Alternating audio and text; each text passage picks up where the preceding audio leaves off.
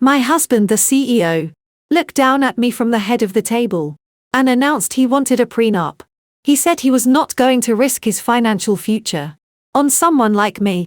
I simply nodded, told him it was smart thinking, and had my lawyer add one tiny clause to protect everything I had secretly built.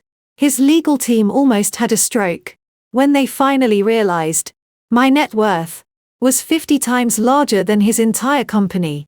My name is Natalie.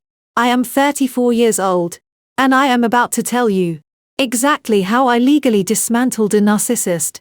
Before I continue this story, let me know where you are watching from in the comments below.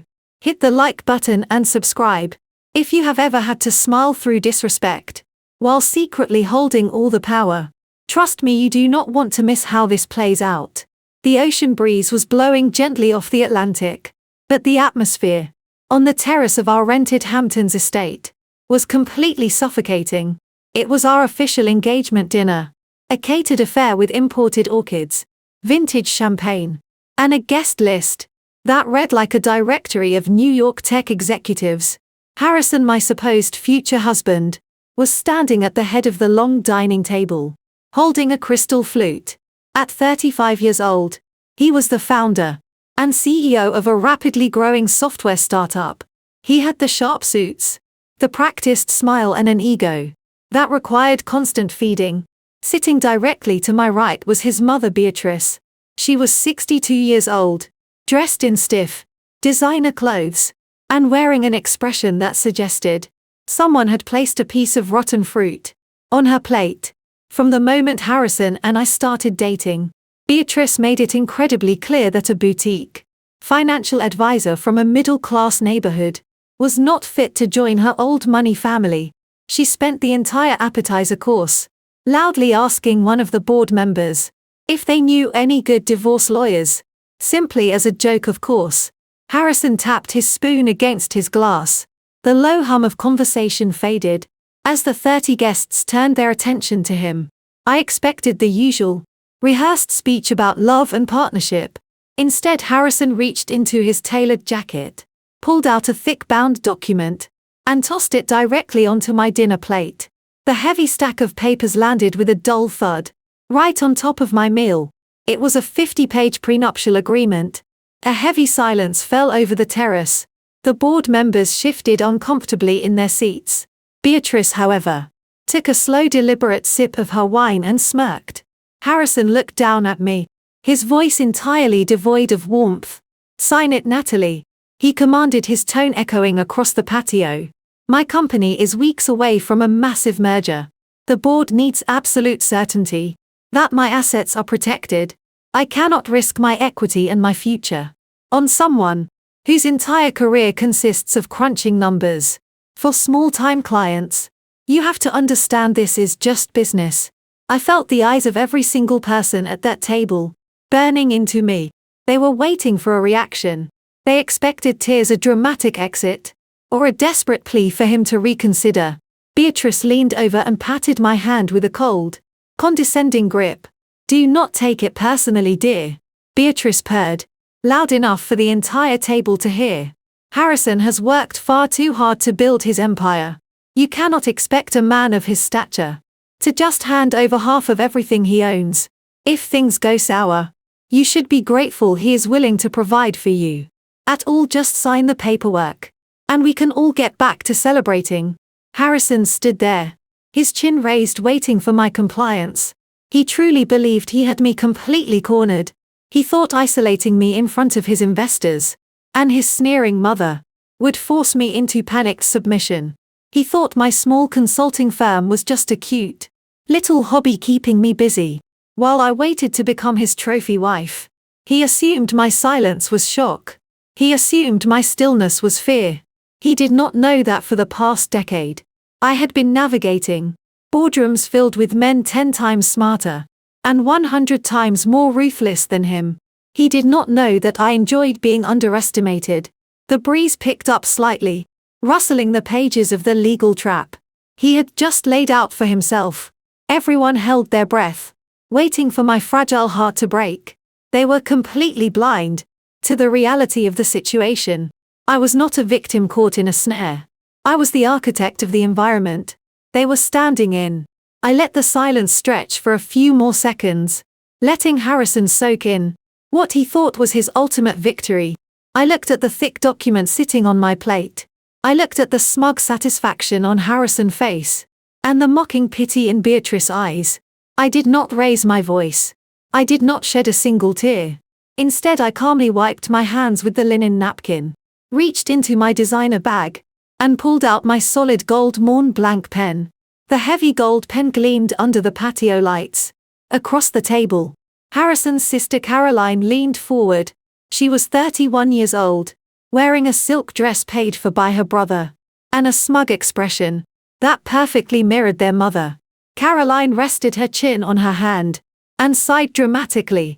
"Honestly, Natalie, you should be thanking him," Caroline said, her voice dripping with fake sympathy. Most men in Harrison's position would demand a complete background check before letting someone from a public state university marry into the family. At least with this contract, you get a generous monthly allowance. If things go south, it is more than you could ever make at that little consulting office of yours. Beatrice chuckled, tapping her manicured nails against her wine glass. "Exactly, Caroline," Beatrice added. "It is a safety net for everyone. We protect our legacy. And Natalie gets a taste of how the upper class handles their affairs. No offense, dear, but people from your background simply do not understand the complexities of generational wealth." I let them talk. I let them paint their picture of the poor, helpless working class girl being rescued by the wealthy tech prince. I did not bother looking at the first 49 pages of the document. I knew exactly what was in there. Standard boilerplate clauses, designed to strip a spouse of all voting rights, equity and marital property. Harrison had probably paid his overpriced lawyers a fortune to draft a document that essentially rendered me a temporary employee in his life. I flipped directly to the final page, where the signature lines waited. I set the document down and picked up my phone. Under the table, hidden from their gloating eyes, I quickly typed a message to the senior partner of my actual legal team, the team that handled my 9-figure acquisitions. The message was, "Send over the blind trust addendum immediately." Within 30 seconds my phone buzzed. My lawyer had emailed a single paragraph to Harrison, lead counsel, who was sitting at the far end of our dinner table. The older lawyer phone chimed. He glanced at the screen, frowned and then looked down the table at me. Harrison noticed the exchange. "What is it?" Harrison barked, annoyed that his perfect moment of domination was being interrupted. "It appears your fiancé, legal counsel, has requested one minor addition before she signs the document." His lawyer cleared his throat, adjusting his glasses. "A single sentence to be added to the property division clause." "Unbelievable," Harrison muttered, rolling his eyes loudly. "What is it? A demand to keep the engagement ring? A request for a larger severance package? Read it. The clause states, total waiver of rights to any assets derived from the blind trusts of either party." The lawyer read straight from his screen. Harrison stared blankly for a second before bursting into laughter. "A blind trust?" he mocked, shaking his head. "You have a blind trust, Natalie? What is in it? The profits from your little neighborhood bake sales? The lease to your rented sedan?" He looked around the table, inviting his board members to join in the joke. A few of them chuckled nervously. Caroline covered her mouth, trying to hide a massive grin. Sitting quietly next to Caroline was her husband Derek. He was a brilliant forensic accountant, and the only person in this family with genuine common sense. He did not laugh when Harrison mocked me. Derek watched me closely, his dark eyes analyzing my calm demeanor. He noticed the expensive pen. He noticed the lack of hesitation. Derek knew the difference between a panicked victim and a predator waiting to strike, but he kept his mouth shut. "It is just a standard precaution," I said, my voice perfectly level. "You want to protect your company. I want to protect what is mine. If neither of us has any hidden millions, we have nothing to worry about. Are you going to let one silly sentence hold up your ironclad contract?" Harrison scoffed, completely blinded by his own arrogance. he thought. My request was a pathetic attempt to save face. In front of his wealthy friends, he thought I was playing pretend, dressing up as a serious businesswoman. Fine, he snapped, waving his hand dismissively at his lawyer. Add the pointless clause. Let her keep her imaginary trust fund. I do not care. Just print the final signature page. So we can end this circus and eat our dinner. His lawyer rushed inside the house to print the revised page. 5 minutes later, the crisp, white sheet of paper was placed in front of me. I did not hesitate. I uncapped my pen and signed my name in fluid, deliberate strokes. I slid the paper across the table to Harrison. He grabbed a cheap plastic pen from his pocket and scribbled his name. Without even glancing at the newly added text, he pushed the document back to his lawyer, looking incredibly satisfied with himself. Beatrice raised her glass in a triumphant toast, and Caroline went back to checking her makeup. In the reflection of her butter knife, "See," Harrison said, smiling at me with a cold, calculated grin. "That was not so hard. Now we can have a perfect marriage." I smiled back. A genuine warm smile. I looked down at the freshly signed contract. The ink was drying rapidly. Harrison had just legally walled himself off from my entire financial empire.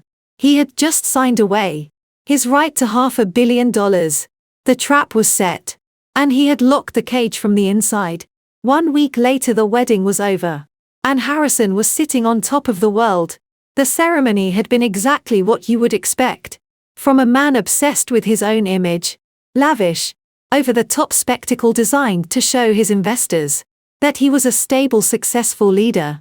During the reception, he had paraded me around like a well-behaved pet. He introduced me to his wealthy friends as his sweet little wife, who liked to play with spreadsheets. He genuinely believed that the prenuptial agreement safely locked me away in a corner of his life. He thought he had complete control. He was completely wrong. It was a Tuesday morning. Harrison was standing at the head of a massive mahogany table inside a glass-walled conference room in Midtown Manhattan. This was the final due diligence meeting for his highly anticipated corporate merger. His software startup was being acquired by a massive holding company, and the deal was expected to close at over $300 million. Harrison was in his element. He was wearing a bespoke suit, pointing at projection screens, and talking endlessly about user acquisition metrics and projected revenue streams. He was practically vibrating with the thrill of his own perceived genius. Outside the glass walls, the frantic energy of his corporate headquarters buzzed along, but inside the room, Harrison commanded absolute attention. He was just about to hand over the final stack of financial disclosures to the executives of the acquiring firm, when the heavy glass door clicked open. It was his lead counsel, the same smug, older lawyer who had printed out my blind trust clause at the engagement dinner. Only this time he was not smiling. His face was the color of wet ash. He was sweating profusely through his expensive dress shirt, and his hands were trembling as he clutched a thick, red-tabbed dossier. He ignored the acquiring executives completely. He walked straight up to Harrison, grabbed him by the elbow, and whispered something in his ear. Harrison yanked his arm away, looking profoundly annoyed. He hated being interrupted when he was holding court. He forced a tight smile for the executives, apologized for the brief delay, and stepped out into the hallway with his lawyer. I know exactly what happened in that hallway, because Harrison owned security. Cameras recorded the entire exchange, and my team later obtained the footage. "What is wrong with you?" Harrison hissed, dragging the lawyer into a soundproof alcove. "You are making me look incompetent in front of the buyers. We are hours away from finalizing these SEC filings. What could possibly be so urgent?" The lawyer could barely catch his breath. He opened the red dossier and shoved it into Harrison's chest. "It is your wife," he stammered. The CEC compliance team for the acquiring firm mandated a deep dive background check on all immediate family members, standard procedure, to ensure there are no hidden liabilities or conflicts of interest. "We ran the audit on Natalie." Harrison rolled his eyes. I told you she is nobody. She runs a tiny, boutique, financial advisory firm out of a rented office. What did she do? Miss a tax payment on her leased car. Pay off whatever fine she owes. And get back in that room so we can finish this deal. The lawyer grabbed Harrison by the shoulders, shaking him slightly. You are not listening to me, he said, his voice cracking with sheer panic. That boutique firm is not a real business. It is a front. It is a corporate shell, designed to manage her personal logistics and hide her identity from the public market. We had to dig through 4 layers of offshore holding companies to find the actual entity she controls. Harrison frowned, the first hint of genuine confusion breaking through his arrogance. What are you talking about? What entity? The lawyer's hands shook as he flipped to the second page of the dossier, pointing at a heavily redacted financial chart. Natalie does not manage small business portfolios. Harrison, she is the sole, anonymous founder and majority stakeholder of a massive, private equity fund, one of the most aggressive funds on the eastern seaboard. Harrison stared at the paper. His brain could not process the words. That is impossible, he whispered. The lawyer swallowed hard, sweat dripping down his temples. That is not all, he said. Remember that blind trust clause she made you sign at the dinner? The one you laughed at? The one where you legally waived all rights to her hidden assets? That blind trust holds her personal equity. Harrison, she does not have $50,000. Her trust controls over $400 million. She is a titan. Anne, you just signed away every right you had to her money. Harrison stood completely frozen in the carpeted hallway. He stared at the sweating lawyer, refusing to comprehend the words that had just left the man's mouth. It was a physical impossibility. Natalie was the woman who meticulously checked the bills for their shared apartment. She was the woman who drove a modest car and wore unbranded sweaters. He snatched the thick red dossier out of the lawyer's trembling hands and slammed it open against the hallway wall. Look at the organizational chart, the lawyer urged, pointing a shaking finger at a complex web of corporate structures printed on the heavy paper. Look at the flow of capital, Harrison. Harrison's eyes darted across the page. We saw a maze of Delaware limited liability companies, offshore accounts and blind trusts. It was a masterpiece of corporate obfuscation. All the arrows, all the holding companies funneled upward, converging into one apex entity. It was a notoriously aggressive private equity firm, based in Lower Manhattan, known for gutting underperforming companies and swallowing competitors. Harrison knew the firm by reputation. Every tech founder in the city lived in fear of their hostile takeovers. Right at the top of the pyramid, sitting above the board of directors and the managing partners, was a single black box labeled sole proprietor. Next to that box was the name of his sweet, quiet wife. This has to be a mistake, Harrison muttered, his voice dropping to a frantic whisper. This is a clerical error. You pulled the wrong background check. There is another Natalie in the database. There is no mistake, the lawyer replied, his tone grim and absolute. We cross-referenced her social security number, her tax returns, and the routing numbers from that boutique firm. She runs that tiny office. Is not a business, Harrison. It is a family office. It is a private command center. She uses to manage her personal logistics, while remaining completely invisible to the public market. She structured it so perfectly that neither you nor I, nor anyone in your orbit, had any idea who she really was. Harrison felt a cold sweat break out across the back of his neck. He looked back down at the numbers. The total assets under management were staggering. The net worth tied directly to her personal trust was verified at over $400 million. His brain began to short-circuit. His entire identity was built on being the wealthy provider, the tech genius, who was elevating a mediocre woman into high society. He had spent the last 2 years treating her like a subordinate. He had let his mother insult her background. He had let his sister mock her career. All the while she was sitting on a mountain of capital that made his highly anticipated startup merger look like pocket change. And then the memory hit him. The Hamptons' engagement dinner. The ocean breeze, the mocking laughter of his family. Harrison breath hitched. The prenup, he gasped, his chest suddenly feeling incredibly tight. The lawyer nodded slowly, looking like a man delivering a death sentence. The prenup. You paid us a fortune to draft the most ruthless, ironclad agreement possible. You wanted zero loopholes. You wanted to make absolutely certain that she could never touch a single cent of your equity or your future earnings.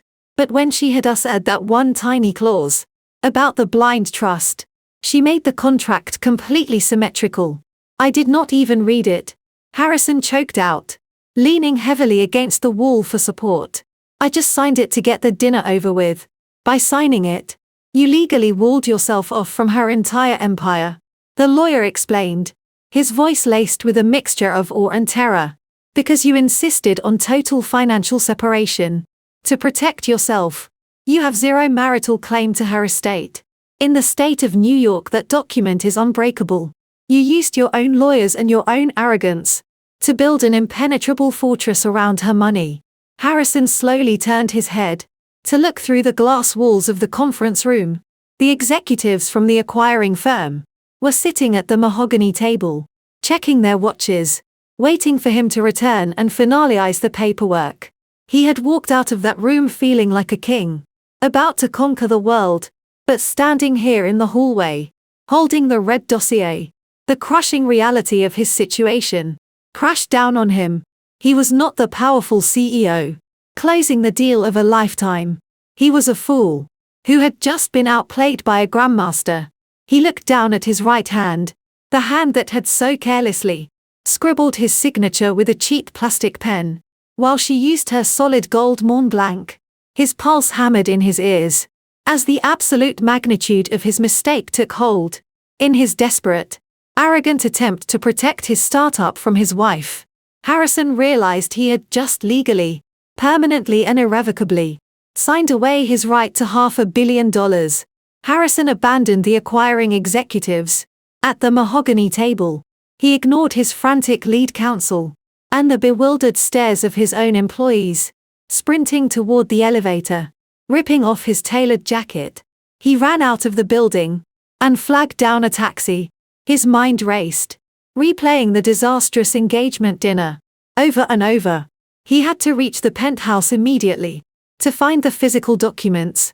When the elevator doors opened into our luxury apartment, Harrison burst through the entryway like a man possessed. I was sitting on the velvet sofa in the living room, wearing my usual comfortable sweater, reading a quarterly earnings report on my tablet. A fresh cup of black coffee was steaming on the glass table in front of me. Ignoring my presence completely, he charged straight into his home office. I heard drawers being yanked open and slammed shut. Books were swept off shelves, followed by the heavy thud of his leather briefcase being upended onto the hardwood floor. He was breathing heavily and cursing under his breath, while frantically tearing through his locked filing cabinets. Finally, he stormed back into the living room, clutching a thick stack of papers. It was the physical copy of our prenuptial agreement. It was the exact same document he had so proudly tossed onto my dinner plate just a few weeks prior. His face was flushed deep red, and his eyes were wild with unfiltered panic. Without saying a word, he grabbed the heavy document with both hands and ripped it straight down the middle. He tore the thick parchment paper again and again, until his hands were physically shaking, and the floor was covered in jagged white shreds. He kicked the pile of torn paper aggressively, dispersing the pieces across the expensive Persian rug. He stood there with his chest heaving, looking at me as if he had just slain a mighty dragon. "Natalie," he said, his voice trembling with a forced and desperate affection. "What are we doing? This is utter madness. I have been thinking all morning, and I realize just how incredibly foolish I have been." I slowly lowered my tablet and took a calculated sip of my black coffee. I did not say a word. I just sat back and let him dig his own grave. "We are husband and wife, Natalie."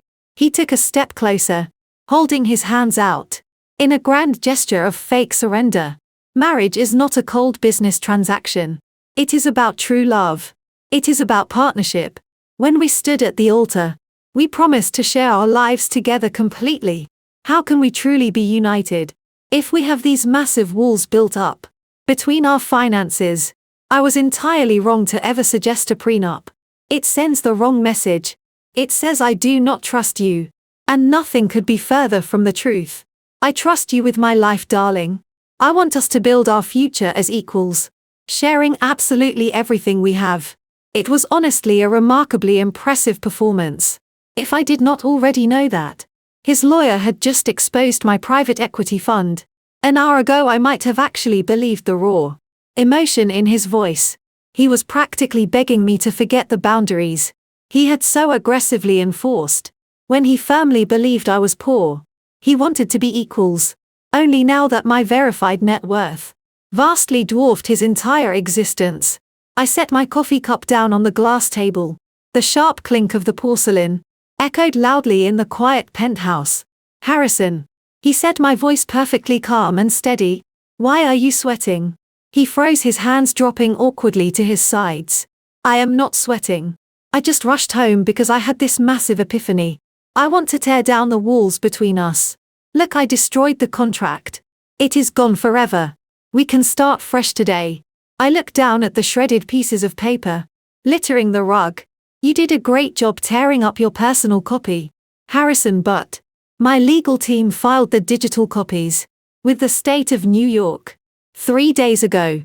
The document is fully notarized, legally processed and permanently binding. Tearing up a piece of paper in our living room does not change the law. The blood instantly drained from his face. The loving, supportive husband facade vanished, replaced by venomous rage. You planned this, he hissed, pointing a shaking finger. You set me up and tricked me. You demanded the prenup, Harrison, I reminded him. I just added one sentence. His hands balled into fists. I will not let you walk away with everything, he shouted. I will drag you through the courts. I will sue you for fraud. I will have that prenup nullified and take half of every dollar you have. I watched Harrison storm out of the penthouse, his hollow threats echoing off the marble walls. Suing me would require money and competent lawyers, neither of which he would soon have. But he was not the only one who had discovered the truth. News of my actual net worth had apparently traveled fast through the family grapevine. Harrison must have immediately run crying to his mother, because by the very next morning, my private sanctuary was breached. I was sitting in my actual office, not the small boutique suite I used as a front, but my sleek, glass-enclosed command center overlooking Wall Street. My assistant buzzed my intercom. She sounded incredibly confused, stating that my mother-in-law and sister-in-law were in the reception area demanding entry. They were claiming they had an urgent family emergency. I smiled a cold, calculated smile and told her to send them right in. Beatrice and Caroline swept into the room like they owned the building. Gone were the sneers and the condescending glares that had defined our entire relationship. Beatrice wore a warm, overly practiced smile, carrying a box of expensive imported pastries. Caroline practically ran over to my desk, attempting to pull me into a tight, affectionate hug. I remained seated, keeping my hands perfectly still over my keyboard, forcing Caroline to awkwardly pat my shoulder instead. Natalie, darling, Beatrice cooed, looking around the opulent office with wide, greedy eyes. The panoramic views of the city skyline clearly validated everything Harrison had told them. We had absolutely no idea you were running such a magnificent operation. Harrison told us everything last night. We are just so incredibly proud of you. Caroline chimed in, nodding vigorously, her designer jewelry clinking together. So proud, Natalie. You are exactly the kind of strong, successful woman this family needs. We always knew you were special. They sat down in the leather guest chairs. Without being asked, Beatrice immediately launched into her rehearsed pitch.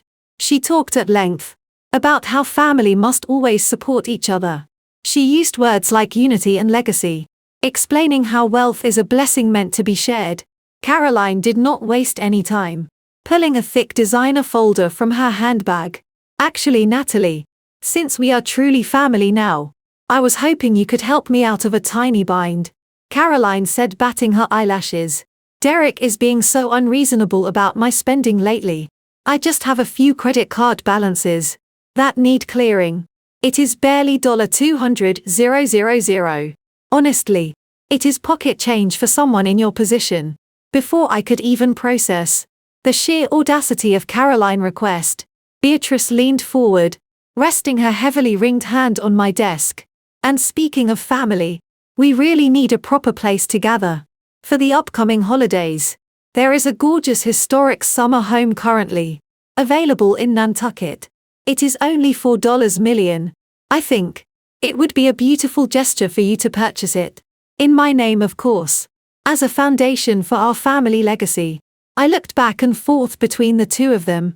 Less than a month ago, Beatrice had publicly humiliated me, suggesting I needed an allowance. Caroline had mocked my public university education. Now they were sitting in my command center, treating me like their personal, automated teller machine.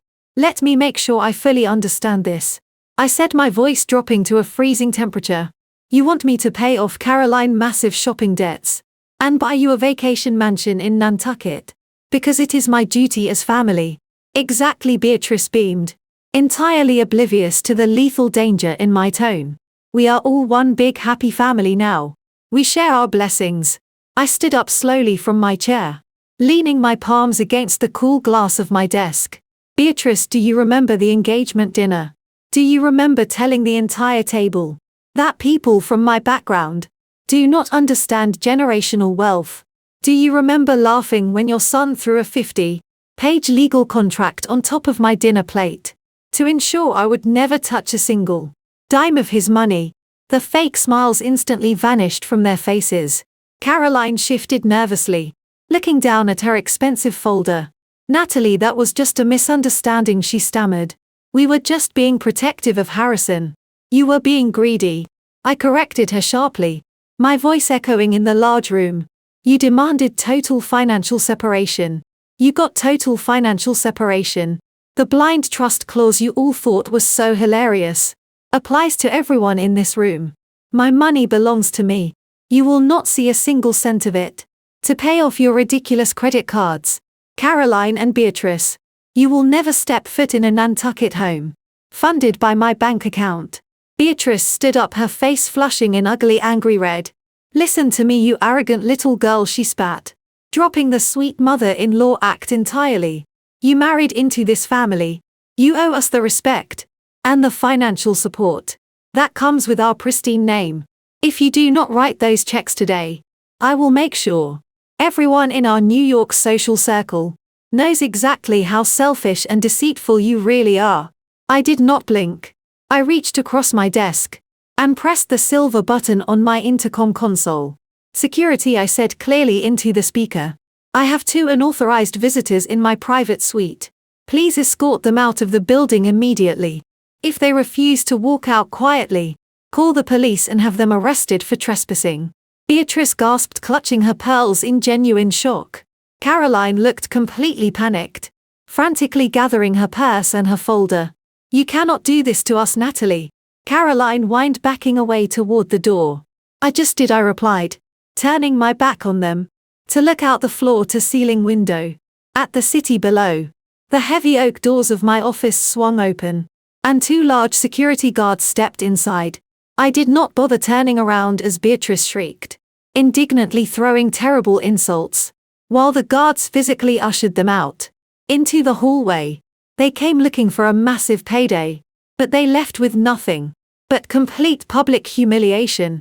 I did not even watch them leave. I simply sat back down at my desk and returned to the quarterly projections flashing on my monitors. Beatrice and Caroline were not the first greedy people I had forcefully removed from my presence, and I highly doubted they would be the last. I knew Beatrice had threatened to ruin my reputation on her way out, but I severely underestimated the sheer speed and viciousness of an angry socialite with too much free time. It started less than 48 hours later. I was in the middle of a conference call with our European acquisitions team when my lead public relations director pinged my private secure channel. She sent me a link to a prominent New York society blog. The site was notorious for blending high society gossip with Wall Street rumors, making it a guilty pleasure for half the executives in the city. The headline blared across the screen in bold, black letters: "The Secret Shell Game of a Tech CEO New Bride." I clicked the link and read the article, while keeping my voice perfectly steady on my conference call. Beatrice and Caroline had gone straight to the tabloids, and they had completely fabricated a sensational narrative. They did not expose my private equity firm, because frankly, they did not understand the complex financial structures Harrison lawyer had uncovered. Instead, they took the fact that my boutique advisory firm was a front and spun it into a massive criminal conspiracy. According to the anonymous sources quoted in the article, I was not a brilliant investor. I was a con artist. The blog claimed my small financial firm was a Ponzi scheme designed to launder money and swindle elderly clients out of their retirement funds. Caroline had apparently provided fake quotes, crying about how she had trusted her new sister-in-law, only to discover deep financial irregularities. The article painted me as a desperate fraudster who had trapped a brilliant tech founder into marriage to legitimize my dirty money.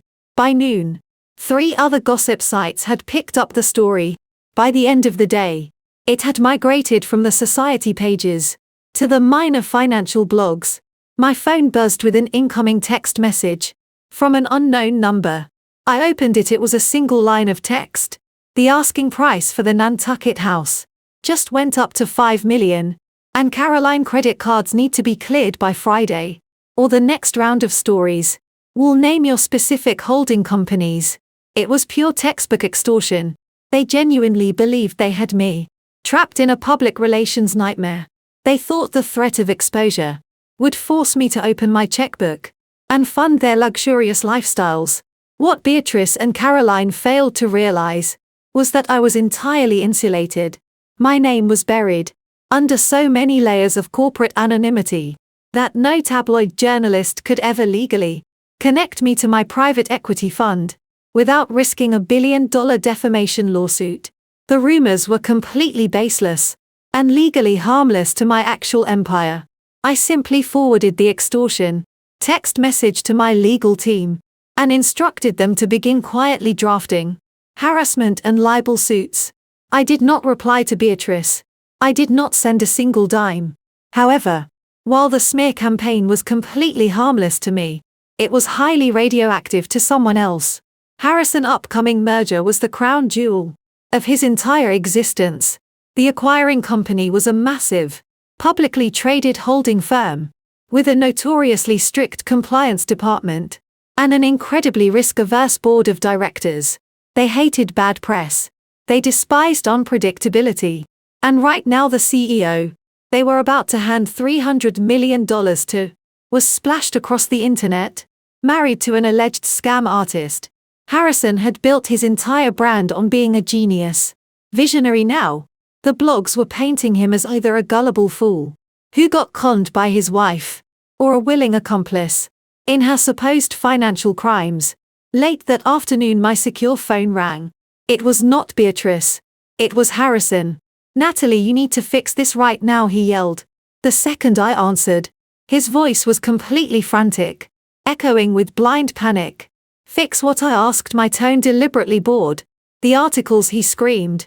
"The board members of the acquiring firm just called an emergency meeting. Their compliance team is losing their minds over these fraud allegations. They are threatening to put the entire acquisition on an indefinite hold. They said they cannot afford the optical risk of merging with my company, while my wife is being investigated by internet journalists for money laundering." I leaned back in my leather chair, looking out over the city. "Have you tried asking your mother and sister to stop feeding lies to the tabloids? They are furious with you." Harrison shot back, completely missing the point. "You humiliated them. You have all this money, and you treated my family like garbage. Just pay them off, Natalie. Buy the stupid summer house, and make them issue a retraction before they ruin my deal." I smiled. "No. What do you mean no? Harrison gasped, his breath catching in his throat. Natalie, if this merger falls through, my investors will pull out.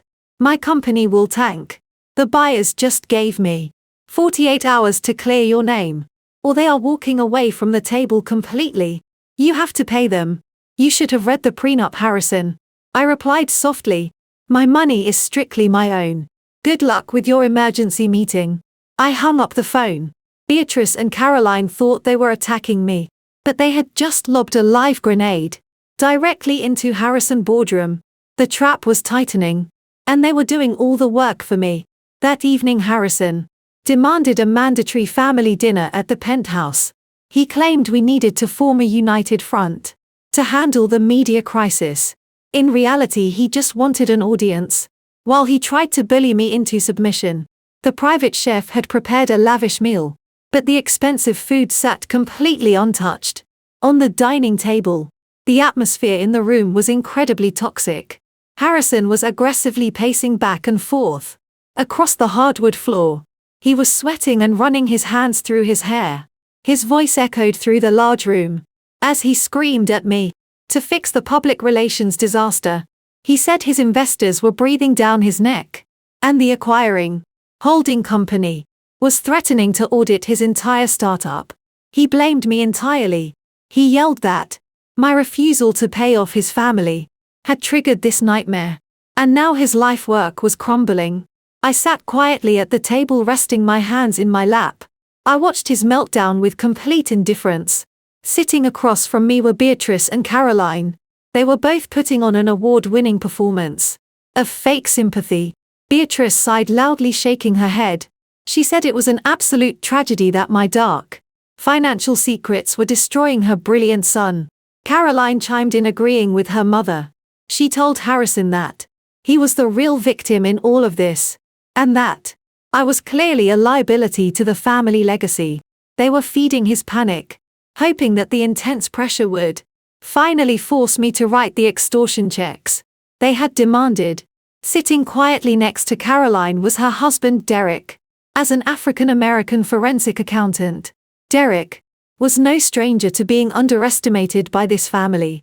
Harrison had spent years making dismissive comments about Derek, referring to him as a simple number cruncher who could never understand the high-stakes world of tech. Start UPS. Beatrice and Caroline treated him more like an accessory than a human being. Derek always maintained a quiet, dignified composure in the face of their constant disrespect. He was highly observant, analytical and fiercely intelligent, and tonight he had clearly reached his absolute limit. Harrison stopped pacing and slammed both of his fists onto the dining table. Right in front of me, he demanded that I immediately hire a crisis management firm and issue a public apology for my supposed corporate crimes. He told me I was going to lose everything if I did not listen to him. Before I could even respond, a heavy thud echoed sharply through the dining room. Everyone jumped and turned their heads. Derek had just dropped a massive, thick, manila folder directly onto the center of the table. He slowly pushed his chair back and stood up, adjusting his glasses. The room fell completely silent. Derek had never interrupted Harrison before. Sit down, Harrison, Derek said, his voice low and commanding. His tone possessed an authority that instantly drained the anger right out of the room. Harrison blinked in sheer confusion.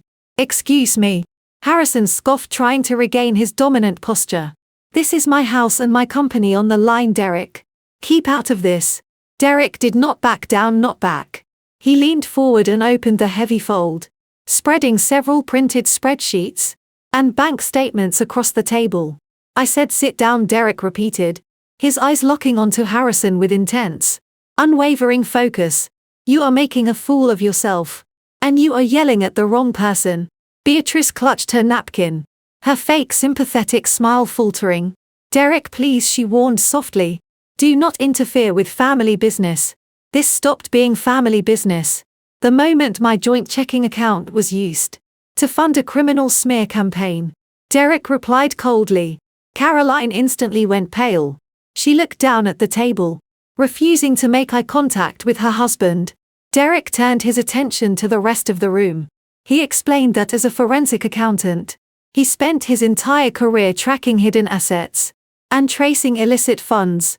He said that when the articles first hit the internet, he noticed some massive, unexplained withdrawals from his own bank accounts. He decided to do some digging. He pulled the server logs from the gossip blogs and traced the routing numbers used to pay the anonymous freelance writers. He picked up a highlighted bank statement and slid it across the table toward Harrison. "Look at the payment trails," Derek instructed calmly. The fake stories about Natalie did not come from an angry investor or a whistleblower. They were paid for and orchestrated entirely by your mother and your sister. Harrison stared at the highlighted paper, his mouth hanging open. He looked from the document to Beatrice, and then to Caroline. The silence in the room was deafening, but Derek was not finished, revealing the full extent of the truth. Harrison looked down at the bank routing numbers and the receipts from the freelance journalists. The reality washed over him in a cold wave. His own mother and sister had risked his entire career just to throw a temper tantrum over a summer house and some credit card bills. He turned slowly to face Beatrice. His face was a mask of pure unfiltered disgust. "You paid them," Harrison said, his voice dangerously low and trembling with rage. "You paid internet tabloids to write criminal hit pieces about my wife, right before the biggest financial transaction of my entire life." Beatrice tried to reach out and touch his arm, but he violently stepped back. "We did it for you, Harrison," she pleaded, her voice shaking with manufactured tears. "She was hiding millions from you. She humiliated us in her office. We just wanted to apply a little pressure so she would share her wealth with the family, like a good wife should. We thought if we threatened her reputation, she would just pay us to make it go away." Quietly, Caroline nodded frantically, wiping a fake tear from her cheek. "We never thought it would affect your merger, Harrison. We were just trying to get what you deserve." Harrison let out a bitter, exhausted laugh. He ran his hands over his face, trying to process the sheer stupidity of his family. Then, because his narcissism was a terminal disease, he immediately pivoted. He turned back to me, attempting to salvage his bruised ego and reassert his dominance. "Finn," Harrison snapped, adjusting his collar, as if physically putting his CEO armor back on. "My family made a terrible, idiotic mistake. I will handle them later. But this does not change the fact that you owe me. Natalie, the acquiring board is terrified of these rumors. You are still going to issue a public statement, clearing my name and backing my company. I am not losing my $300 million buyout because of this petty domestic drama." I just smiled. It was the calmest, coldest smile I had ever given him. Before I could even speak, Derek cleared his throat. He had not sat back down. He was still standing at the head of the table, his hands resting flat on the mahogany surface. "Harrison," Derek said, his voice cutting through the tension like a sharpened scalpel, "you really need to stop giving her orders." Harrison glared at his brother-in-law. "I told you to stay out of my business, Derek. You proved your point about the articles. Now sit down and keep your mouth shut. I am dealing with my wife and my company." Derek did not move an inch. He reached into the thick manila folder and pulled out one final document. It was not a bank statement. It was a dense, highly classified corporate ownership chart. "When I was tracking the funds your mother used to pay the bloggers," Derek explained calmly, "I realized the journalists were focusing heavily on the specific structure of Natalie, private equity firm. So out of professional curiosity, I ran a deep forensic audit on her firm, Public Holdings. I wanted to see just how massive her portfolio actually was." Derek slid the paper across the table. It stopped right in front of Harrison. "I found something incredibly interesting about the holding company that is buying your startup." Harrison stared at the paper. He did not want to pick it up. Every time Derek had produced a piece of paper tonight, Harrison's world had cracked a little more. "What is it?" Harrison demanded, his voice suddenly sounding very small and tight. Derek pushed his glasses up the bridge of his nose. "The acquiring firm," Derek said, speaking slowly, so every single syllable echoed in the quiet room. "The massive corporate entity that is supposedly handing you $300 million tomorrow morning. It is not an independent buyer. It is a wholly owned subsidiary of a parent corporation based in Delaware. Derek tapped his index finger directly on the top box of the organizational chart. And that parent corporation is fully controlled and funded by your wife private equity fund. Harrison physically stumbled backward, his hip hitting the edge of the dining room sideboard. All the air left his lungs in a sharp gasp. He looked at me, his eyes wide, with a mixture of absolute terror and disbelief. The emergency board meeting, the sudden compliance audit, the threats to pull out of the deal. It was all orchestrated. I was the one holding the strings the entire time. I was the one threatening to tank his company. The room was spinning for Harrison. His mother was completely speechless. His sister looked like she was going to be physically sick. Derek looked right at the man who had treated him like garbage for years and delivered the final fatal blow of the evening. She does not just have more money than you, Harrison, Derek said quietly. She is your boss. The silence in the dining room was absolute. Nobody moved. Harrison stared at me, his chest heaving, as the reality of his situation finally breached his thick skull. The woman he had treated like a subservient accessory for 2 years was the apex predator holding the leash to his entire company. Derek did not say another word. He simply closed his heavy manila folder, picked it up and walked out of the dining room, leaving his wife and mother-in-law sitting in frozen shock. Beatrice buried her face in her hands, and Caroline stared blankly at the wall. Harrison did not apologize. He did not ask for mercy. A normal person would have begged for forgiveness. But narcissism is a powerful shield against reality. His shock rapidly mutated into a desperate, frantic rage.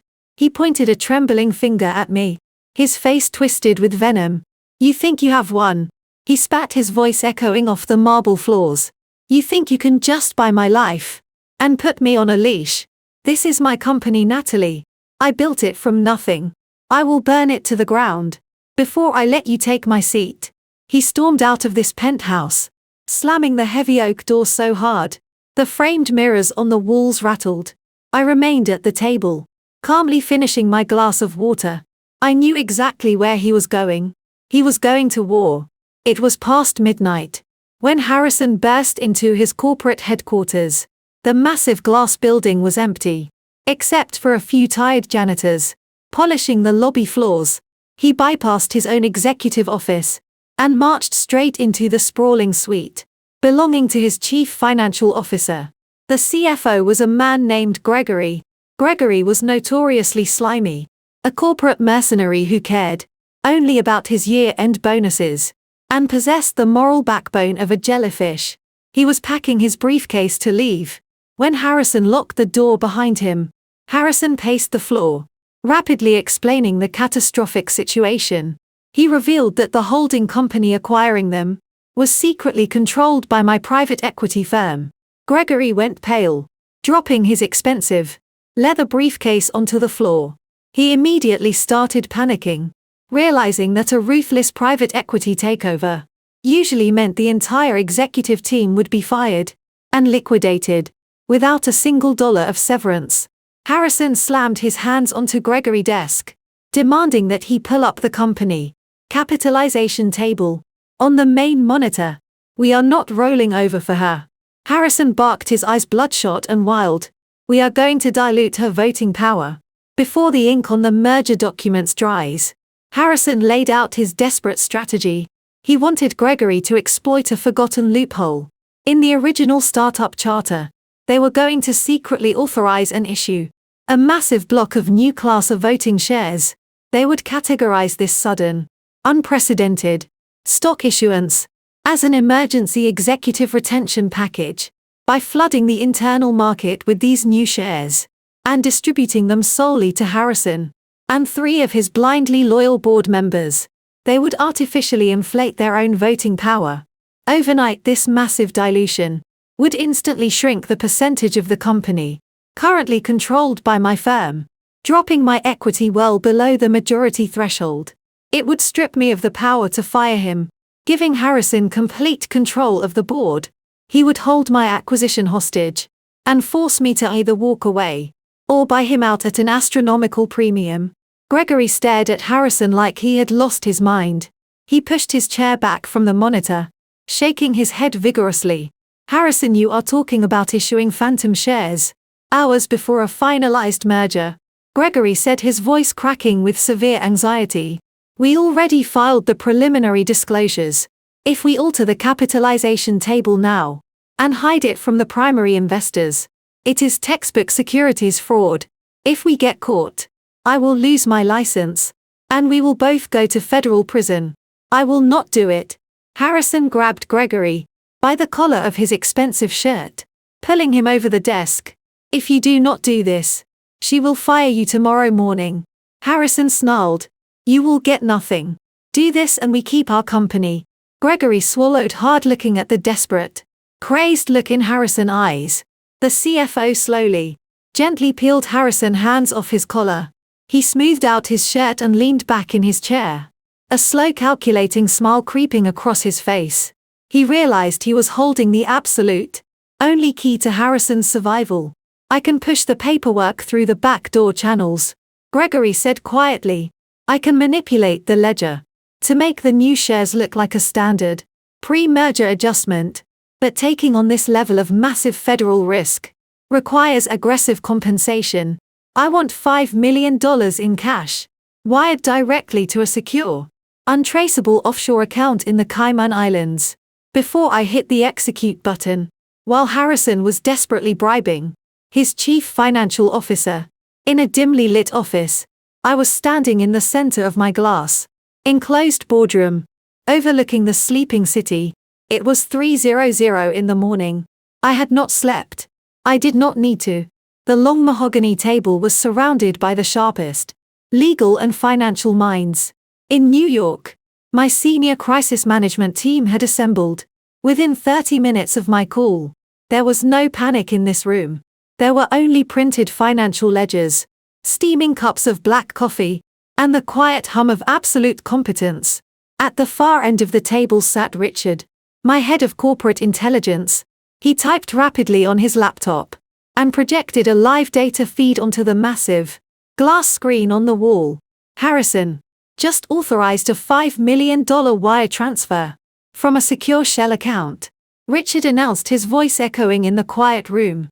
The funds are bouncing through 3 intermediary banks and landing in a Cayman Islands trust, controlled by his chief financial officer Gregory. They are initiating a backdoor share issuance. They are attempting a massive, illegal dilution of our voting equity to block the merger. A low murmur of disbelief went around the table. By lead litigation attorney, an older man named Thomas leaned forward and adjusted his expensive silk tie. He looked at the projected data with deep, professional disgust. This is textbook securities fraud, Thomas growled, slamming his heavy silver pen on the table. Harrison is cornered. So he is choosing to detonate a financial bomb. We have to file an emergency injunction immediately. I can wake up a federal judge right now and have the corporate ledgers frozen before the market opens. In a few hours, we will drag Harrison out of his office in handcuffs by sunrise and have Gregory disbarred by noon. Several heads nodded in agreement, but Thomas held up a hand, looking directly at me. We do not need to play games with this amateur. Thomas continued, his tone filled with absolute respect. Natalie, you systematically dismantled 3 of the most aggressive hedge funds on Wall Street before your 30th birthday. You gutted their leadership, stripped their assets, and left their managing partners begging for early retirement. You did that against financial titans. Harrison is just a tech founder with a bloated ego and a panicked accountant. We crush him right here. We stop the dilution, we freeze his assets, and we terminate him with cause. Before he even finishes his morning coffee, I stood perfectly still, watching the data cascade across the glass screen. I looked at the routing numbers flying across the globe, hiding the dirty money. I thought about the engagement dinner in the Hamptons. I thought about the 50-page prenuptial agreement, thrown onto my plate like a piece of garbage. I thought about the sheer arrogance of a man who believed he could bully me into submission, because he assumed I was weak. Stopping him now would save the merger, but it would leave him with a golden parachute, a massive executive severance package, and a permanent victim narrative. He would spend the rest of his life telling people his vicious wife stole his company. I did not want his company. I wanted his absolute ruin. No, I said, my voice slicing through the boardroom. Nobody is calling a judge. Nobody is filing an injunction. We are going to let the wire transfer clear. The room went completely silent. Thomas frowned, leaning back in his leather chair, clearly confused by my directive. Natalie, if we let him authorize those new class A shares, he will successfully dilute our voting bloc. He will artificially inflate his own equity, and effectively steal control of the board back from us. Right before the acquisition closes, he will hold the entire deal hostage. Exactly, I replied, walking slowly toward the glass screen. Right now he is just a terrible husband, trying to protect his job. If we stop him legally, he walks away bruised but financially intact. He keeps his private bank accounts and his luxury real estate. But if we let him execute this dilution, he crosses a fatal line that he can never walk back from. He commits massive federal securities fraud and takes on highly leveraged illegal debt to fund this bribe. I turn to face my team, my expression completely unreadable. He thinks he is building a fortress to keep us out, but he is actually building a financial guillotine for his own neck. We are not going to stop his illegal dilution. We are going to weaponize it. We let him issue the shares. We let him take on the toxic debt. And then we pull the floor out from under him. When he has absolutely nothing left to leverage, let him think he has won. By 8 a.m. the next morning, Harrison was sitting at his desk, looking like a man who had not slept in days. A $5 million bribe had successfully landed in his chief financial officer offshore account. Gregory had immediately initiated the backdoor protocols to generate the new class of voting shares, but creating the phantom equity was only the first half of their illegal equation. In order for the dilution to become legally binding, Harrison actually had to purchase the newly minted shares he needed to inject real capital into the company ledger. To justify the massive shift in voting power, he needed $50 million in liquid cash. By the end of the business day, Harrison was asset-rich but cash-poor. His entire net worth was locked up in the impending merger and the luxury real estate he had aggressively purchased. To maintain his public image, he spent the entire morning making panicked, frantic phone calls to his traditional wealth managers and elite banking contacts. Every single one of them turned him down. Traditional banks refused to touch a massive, undocumented personal loan. Just days before a major corporate acquisition, the compliance departments flagged the request as a massive regulatory risk. Harrison slammed his phone down repeatedly, his frustration boiling over into blind panic. With traditional avenues completely closed, Gregory quietly suggested the shadow banking sector. The chief financial officer knew a private broker who dealt in mezzanine debt. It was a tier of unregulated aggressive private credit, designed specifically for desperate executives who needed massive amounts of cash immediately and were willing to pay astronomical interest rates to get it by noon. A faceless corporate attorney carrying a slim, black briefcase arrived at Harrison office. The attorney represented an anonymous private lender who was willing to wire $50 million into Harrison's personal account within the hour. But the terms of the mezzanine loan were absolutely predatory. It was a financial death warrant, disguised as a lifeline. The interest rate was staggering. The repayment window was brutally short, demanding full satisfaction immediately following the public announcement of his corporate merger. But the most dangerous part of the contract was the collateral requirement. To secure the $50 million, the anonymous lender demanded a blanket lien on Harrison's entire life. He had to leverage his multi-million-dollar penthouse. He had to leverage his personal investment portfolios. And most importantly, he had to pledge every single one of his original legally clean founder shares, as absolute security against the debt. The contract contained a ruthless, cross-default covenant. If Harrison violated even the smallest term, if he missed a single regulatory filing, or if the company suffered any sudden, negative financial event, the lender possessed the legal right to instantly call the loan in full. If Harrison could not pay the $50 million back immediately, the lender would automatically seize his penthouse and entirely absorb his original founder shares, stripping him of everything he owned. Gregory read the terms and actually turned pale. He strongly advised Harrison to walk away. Even the slimy accountant recognized a suicide pact when he saw one. He warned Harrison that if anything delayed the merger, he would be completely ruined. But Harrison's narcissism was a terminal disease. He looked at the paperwork not as a trap, but as a temporary inconvenience. He firmly believed his own genius would carry him through. He convinced himself that, as soon as the dilution was executed, he would regain total control of the board. He would force my private equity firm to finalize the acquisition on his terms. Once the hundreds of millions of dollars cleared, he would simply pay off the predatory loan and laugh about the risk. He thought he was outsmarting everyone. He thought he was playing four-dimensional chess, while the rest of the world was playing checkers. Harrison did not hesitate. He grabbed his pen and aggressively signed his name on every single page of the dense legal contract, pledging his home, his company and his future. The faceless attorney calmly collected the paperwork and made a single phone call. Within 15 minutes Harrison's computer chimed. He opened his banking portal and stared at the screen with a triumphant, greedy smile. $50 million had just successfully cleared into his account. He immediately transferred the funds to Gregory to finalize the purchase of the phantom shares, officially executing the illegal dilution. Harrison leaned back in his leather chair, feeling like an absolute king.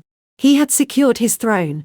He casually glanced back at the digital wire receipt to look at the origin of his financial salvation. There was no bank name. There was no corporate logo. The $50 million had been wired from a completely anonymous, offshore shell company, registered to a vacant post office box in the British Virgin Islands. Harrison did not care. He had the money and he was ready to destroy me. He had no idea. He had just handed me the deed to his entire existence. The emergency board meeting was scheduled for 10 o'clock the following morning. Harrison walked into the glass conference room, carrying himself with the swagger of an undefeated champion.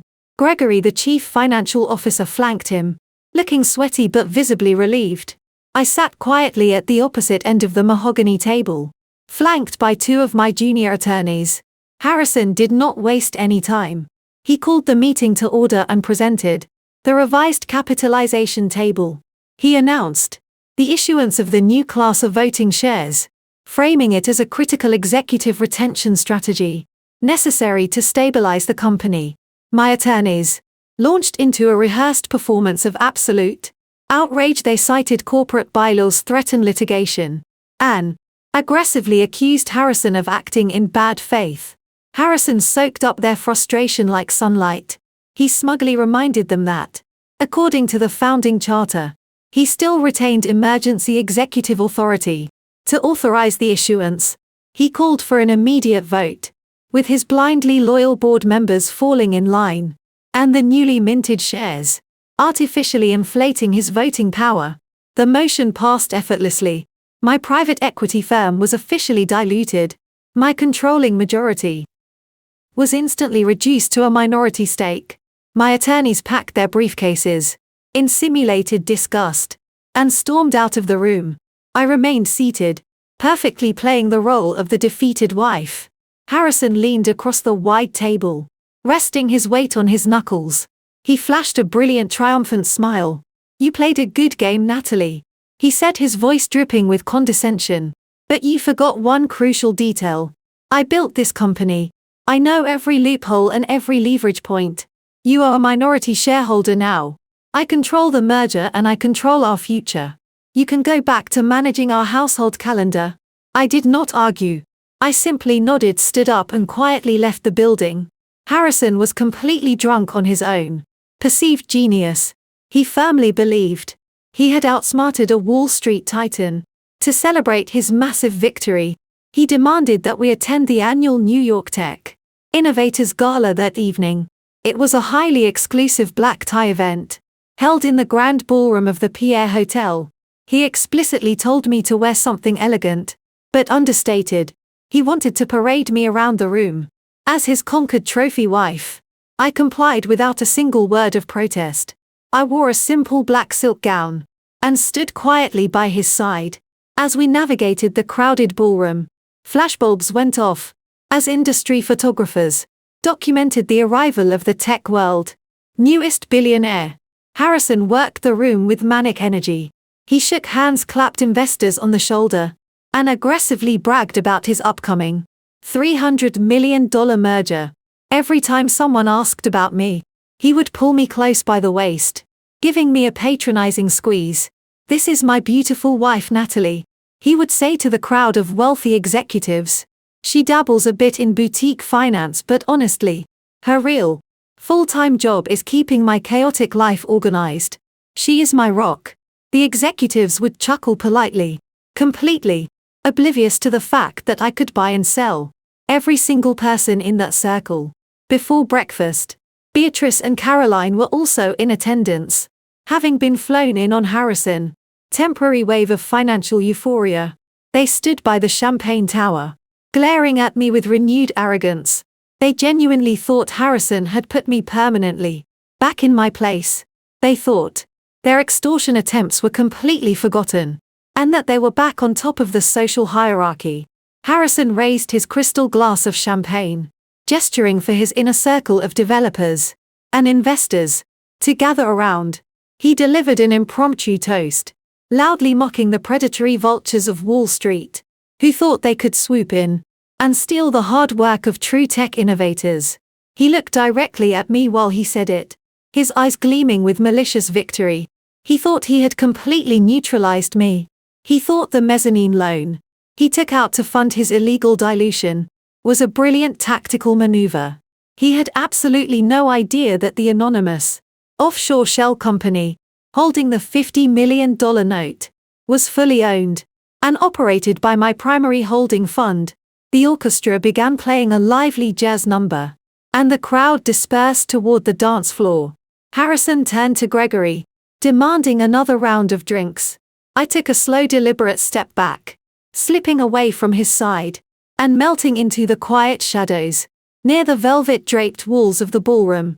I opened my designer clutch and pulled out my secure phone. I opened the encrypted messaging application and selected the chat with Thomas, my lead litigation attorney. I watched Harrison laughing hysterically across the room, completely unaware that he was standing on a financial landmine. I typed 3 simple, "Spring the trap."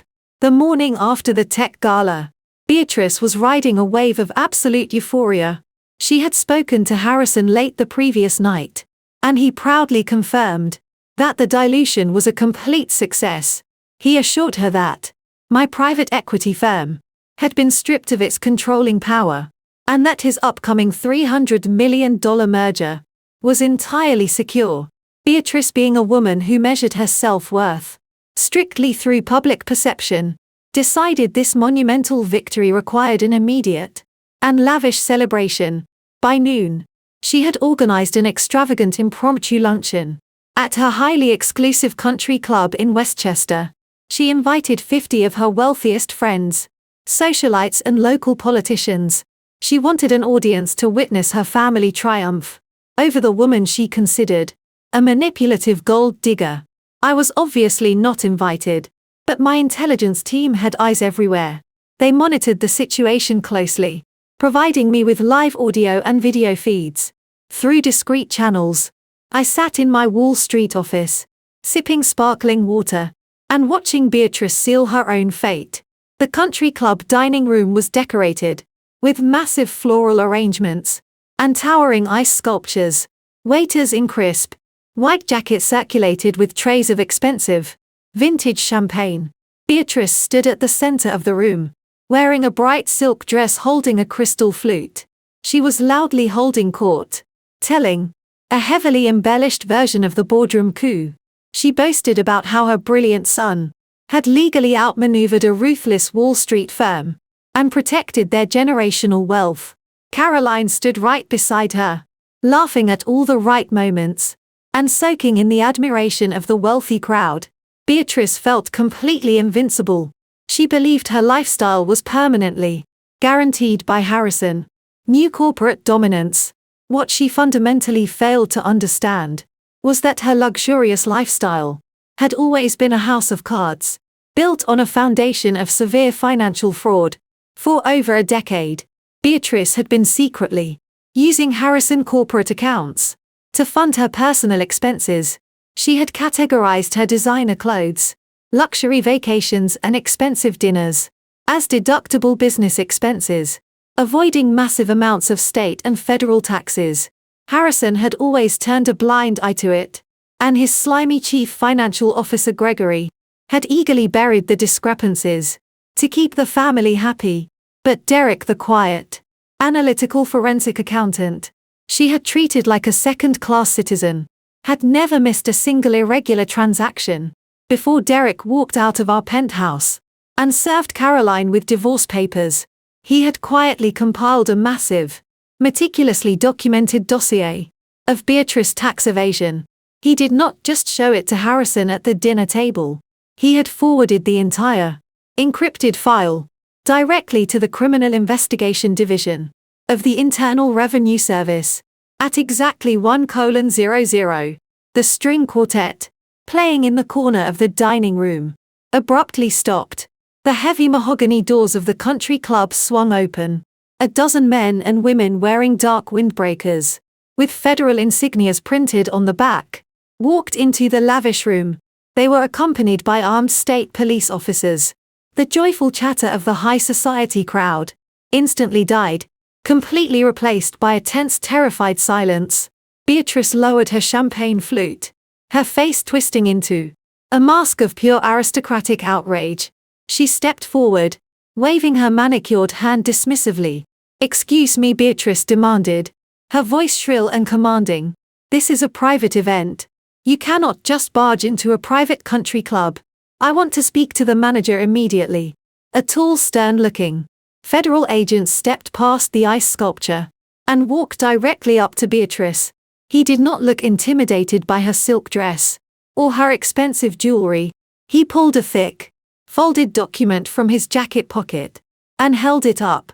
"Beatrice," he said, his voice projecting clearly across the silent room, "we have a federal warrant for your immediate detention and the seizure of all related financial documents. You are under investigation for massive corporate tax evasion, wire fraud, and the embezzlement of company funds." Beatrice let out a sharp gasp, dropping her crystal flute. The glass shattered against the hardwood floor. "This is absurd," she sputtered, her face turning a blotchy red. "My son is a highly successful chief executive officer. We have the best corporate lawyers in the city. Whoever fed you these ridiculous lies is going to be sued for defamation." The federal agent did not even blink. "The detailed forensic audit we received from a licensed accountant named Derek provided overwhelming verifiable proof of your crimes," the agent replied flatly. Caroline let out a loud hysterical sob, covering her mouth, as the reality of her estranged husband's actions finally hit her. Beatrice started panicking, reaching into her designer handbag with trembling fingers. "I am calling my attorney right now," she threatened, pulling out her phone and a platinum credit card. "I will post whatever massive bail you want, and I will have your job by tomorrow morning." The agent signaled to two officers, who stepped forward to flank Beatrice. "You will not be posting bail with that card," the agent informed her coldly. "As of 10 minutes ago, a federal judge signed an emergency injunction. Every single bank account, investment portfolio, and property attached to your name has been completely frozen. You have absolutely nothing." Harrison was sitting in his executive office, nursing a slight hangover from the tech gala. and enjoying his perceived absolute power. His phone began vibrating aggressively across his mahogany desk. The caller identification flashed his sister name. He let it ring a few times, savoring his own importance before finally answering. He expected Caroline to be calling, to complain about some minor inconvenience, or ask for a fresh infusion of shopping money. Instead, Caroline was completely hysterical. She was sobbing so violently that Harrison could barely understand her words. Between panicked gasps, she managed to explain that federal agents had just raided Beatrice's exclusive country club luncheon. Their mother had been publicly arrested, dragged out in front of the entire Westchester high society, and thrown into the back of a federal vehicle. Her personal accounts were completely frozen, and she was being held on massive federal charges of corporate embezzlement and tax evasion. Harrison stood up so fast, his heavy leather chair slammed into the glass wall behind him. His initial reaction was not concerned for his mother, but pure unfiltered panic for his impending merger. A federal investigation into his company finances, just days before the acquisition, was a catastrophic disaster. The acquiring holding company would run away screaming if they caught wind of an FBI raid tied to his corporate funds. He told Caroline to calm down and stop crying. He promised he would handle it. He said he would wire whatever exorbitant bail amount was required, and hire the most ruthless defense attorneys in New York to sweep the entire mess under the rug. He hung up the phone and immediately opened his laptop, logging into his primary corporate banking portal. He needed to transfer $3 million to a legal retainer account immediately. To silence the problem, when the screen loaded, his blood ran completely cold. Instead of his massive cash balances, he saw a stark red banner stretched across the top of the portal. Access denied. Account frozen pending federal inquiry. Harrison grabbed his phone and dialed Gregory, his chief financial officer. Gregory answered on the first ring, sounding like a man about to suffer a massive heart attack. Gregory frantically explained that the federal agents had served emergency warrants on the corporate bank because Beatrice had used the company ledgers to facilitate her tax evasion. The government had legally frozen every single operational account tied to the business until a complete forensic audit could be conducted. Harrison was completely cut off from his own money. He could not bail his mother out. He could not hire lawyers. He could not even pay for his own lunch. He needed liquid cash immediately, and he could not go to traditional banks. With a federal investigation actively locking down his assets, desperation completely clouded his judgment. He opened his secure safe and pulled out the business card of the faceless corporate attorney who had brokered his $50 million mezzanine loan. Just yesterday, he remembered the attorney mentioning that the shadow lender possessed vast reserves of capital for executives in immediate distress. Harrison figured he could leverage the rest of his unpledged startup equity to secure a quick emergency cash injection.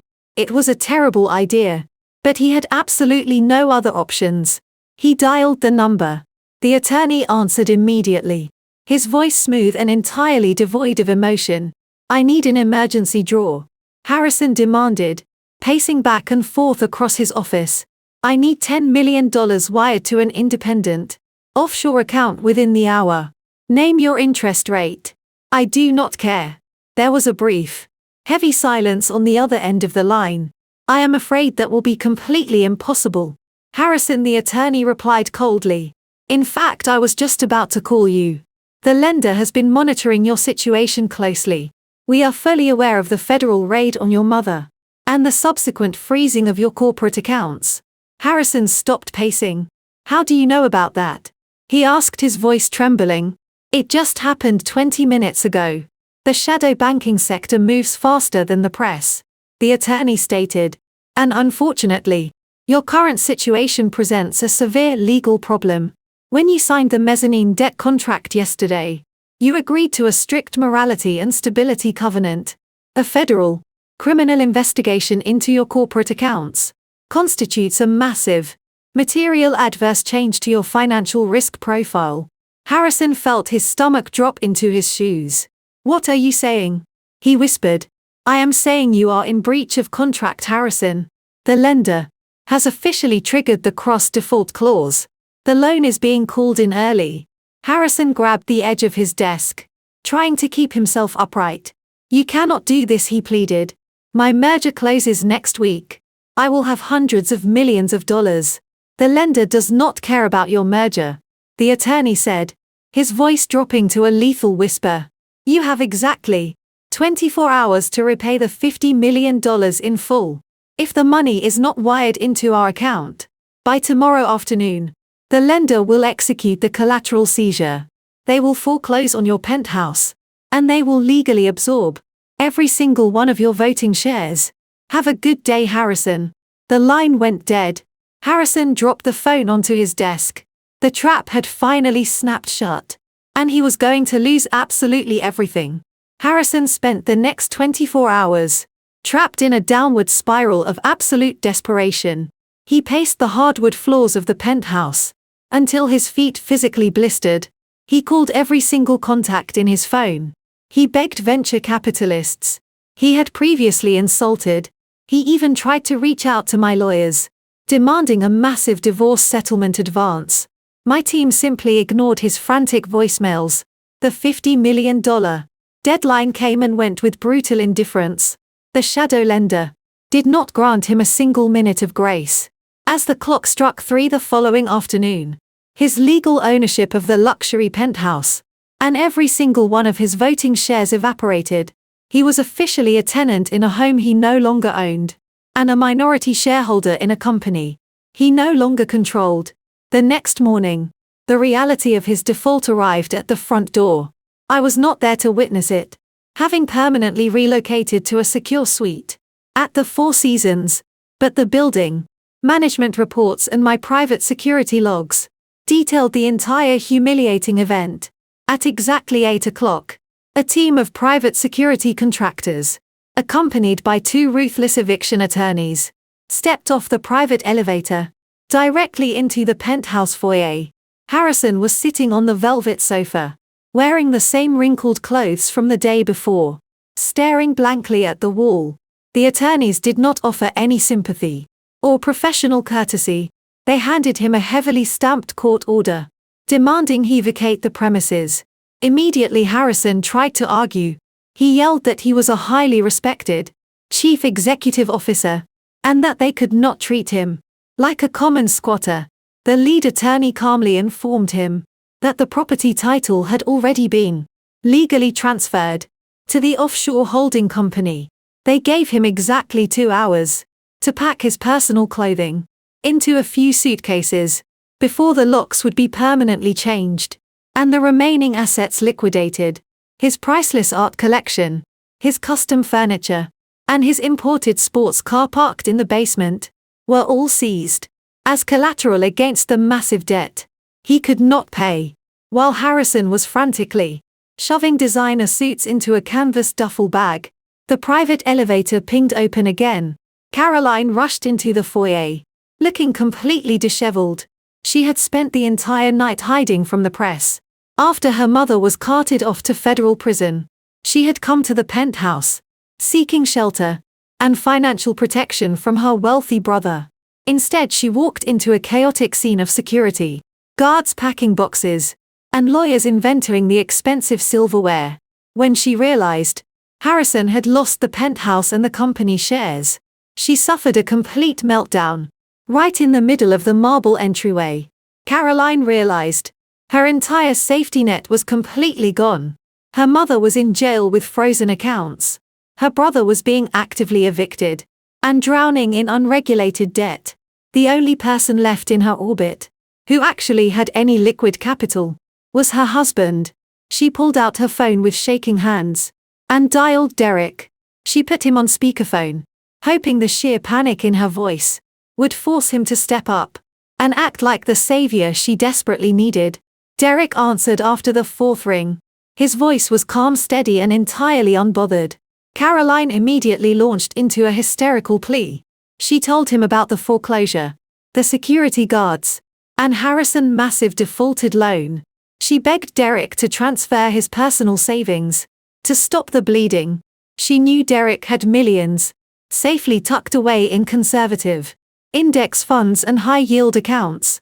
She cried that they needed his money to hire lawyers for Beatrice and to secure a temporary luxury apartment to protect the family image from complete social ruin. She told him it was his duty as her husband to rescue them. The line was quiet for a long moment. Only the sound of Harrison violently zipping a suitcase broke the silence in the penthouse.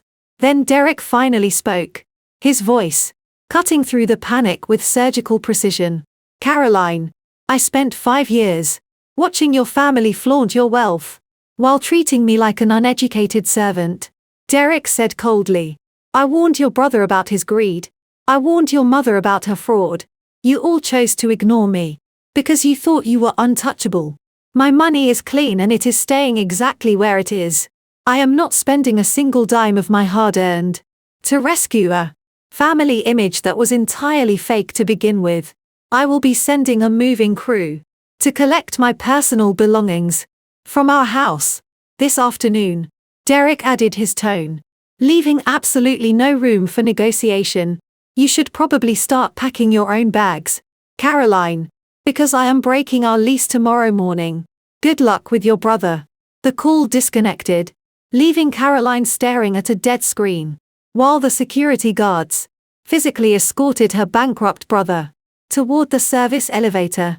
Caroline stood in the marble lobby of Harrison former building, clutching her phone as the dial tone buzzed endlessly in her ear.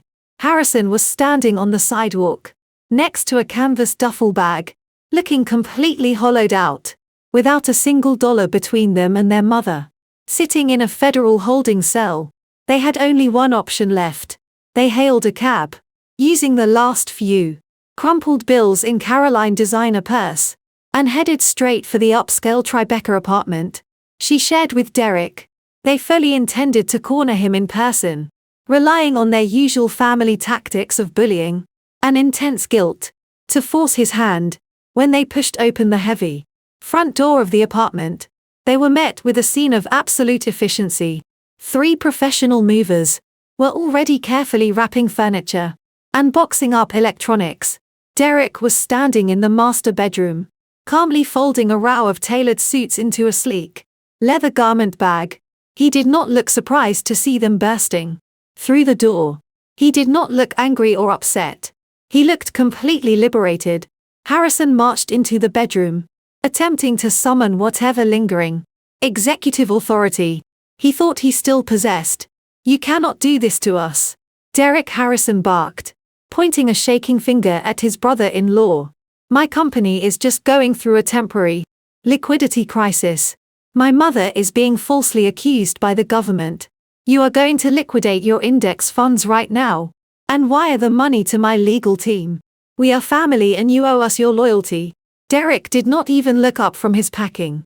He meticulously smoothed out the lapel of a charcoal jacket. "You do not have a company anymore, Harrison," Derek replied, his voice smooth and devastatingly calm. "I read the terms of that mezzanine loan you signed. It is public record now. You pledged your founder shares and your home. The lender legally absorbed everything. At 3 o'clock yesterday afternoon, you are officially unemployed. And from the look of that duffel bag, you are also homeless. I do not take orders from bankrupt men." Harrison opened his mouth to scream, but no sound came out. The sheer blunt force of Derek words completely shattered his delusional reality. Caroline pushed past her brother, her face streaming with desperate tears. She tried to grab Derek's arm, but he smoothly stepped away, pulling his garment bag zipped shut. "Derek, please," Caroline begged, switching effortlessly to the role of the devoted, heartbroken wife. "We took sacred vows, for better or for worse. You cannot just abandon me when things get difficult. I love you." Derek finally stopped moving. He turned to face Caroline, reaching into the inner pocket of his blazer. He pulled out a thick manila envelope and pressed it firmly against her chest, until she was forced to take it from him. "We did take vows, Caroline," Derek said, his dark eyes locking onto hers, with absolute zero warmth. "But you broke yours about 3 years ago." Caroline looked down at the envelope, her hands shaking violently. "What is this?" she whispered, her voice cracking. "Those are the final divorce papers," Derek stated clearly, his voice carrying out into the hallway, for Harrison to hear perfectly. "You completely forgot who you married, Caroline. I am a forensic accountant. I track hidden assets and financial discrepancies for a living. Did you really think I would not notice the massive irregularities in our joint accounts? Did you honestly think I would not trace the cash withdrawals you used to fund your weekly shopping sprees, while lying to me about the rising cost of household expenses?" Caroline tried to speak, but Derek cut her off, stepping closer and forcing her to back up against the wall. And more importantly, he continued, his tone turning to pure ice. "Did you really think I would not audit the credit card statements to find those boutique hotel charges in Manhattan every Tuesday afternoon? I have the receipts, Caroline. I have the security footage from the hotel lobby. I have the encrypted text messages between you and your personal trainer. I have meticulously documented every single instance of your chronic infidelity and your financial abuse over the last 36 months. Caroline's face drained of all color. She dropped the envelope onto the hardwood floor, the heavy divorce papers spilling out across the room. She was completely exposed. There was no defense, and no lie she could spin to talk her way out of this. Her secret life had been expertly catalogued by the husband she thought was too boring and too stupid to notice. Derek picked up his overnight bag and slipped on his tailored coat. He looked at the two siblings, standing in the half-empty bedroom. They were completely stripped of their wealth, their arrogance and their power. They looked exactly like what they truly were. Two greedy parasites, who had finally run out of hosts to feed on. "My lawyers will handle the rest," Derek said, walking out of the bedroom. He paused at the front door, handing his spare keys to the lead mover. "Finish packing everything with a red tag. The landlord knows. They have until tomorrow morning to vacate the premises." Derek stepped out into the hallway, the heavy door clicking shut behind him. He left the family in absolute ruins, walking out into the New York streets, a completely free man. Harrison stood on the sidewalk, outside the Tribeca apartment building, clutching his canvas duffel bag. His sister Caroline was sitting on a nearby bench, weeping openly into her hands. The humiliation of Derek walking out on them was absolute, but Harrison did not have the luxury of mourning his sister's broken marriage. He pulled out his phone and checked the time. It was exactly 10 in the morning. The shadow lender had kicked him out of the penthouse and initiated the asset seizure, but the actual corporate voting shares required a mandatory federal cooling-off period before the transfer could be permanently registered with the Securities and Exchange Commission. Harrison knew the law. The final ledger update was scheduled for exactly 5 o'clock that afternoon. If he could somehow wire $50 million to the offshore shell company before the closing bell rang, he could halt the transfer, reclaim his equity, and save his position in the upcoming merger. He had 7 hours to find a white knight. He left Caroline crying on the street and walked into a nearby coffee shop, commandeering a corner table. He opened his laptop and began blasting emails and frantic text messages to every high net worth individual he had ever crossed paths with. He was offering astronomical returns, desperate terms, and massive discounts on his future equity. For 2 hours, he received nothing but automated, out-of-office replies and polite, but firm rejections. The tech community smelled blood in the water, and nobody wanted to step between a bleeding founder and a shadow lender. Just before 1:00, his phone finally buzzed with a response. It was an assistant to a man named Maxwell. Maxwell was a legendary venture capitalist in New York. He was notorious for his absolute ruthlessness.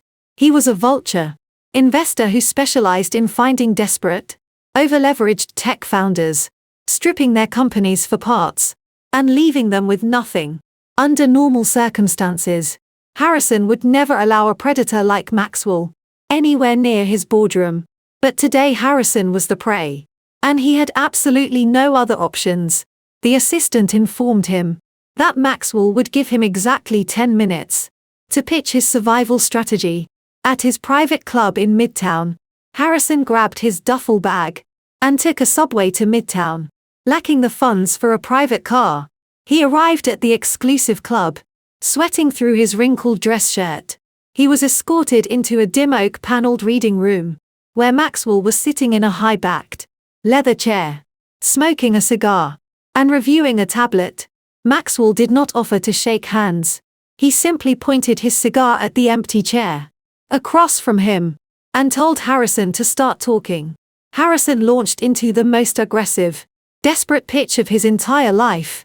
He explained the upcoming $300 million merger, omitting the fact that my private equity firm was secretly controlling the acquiring holding company.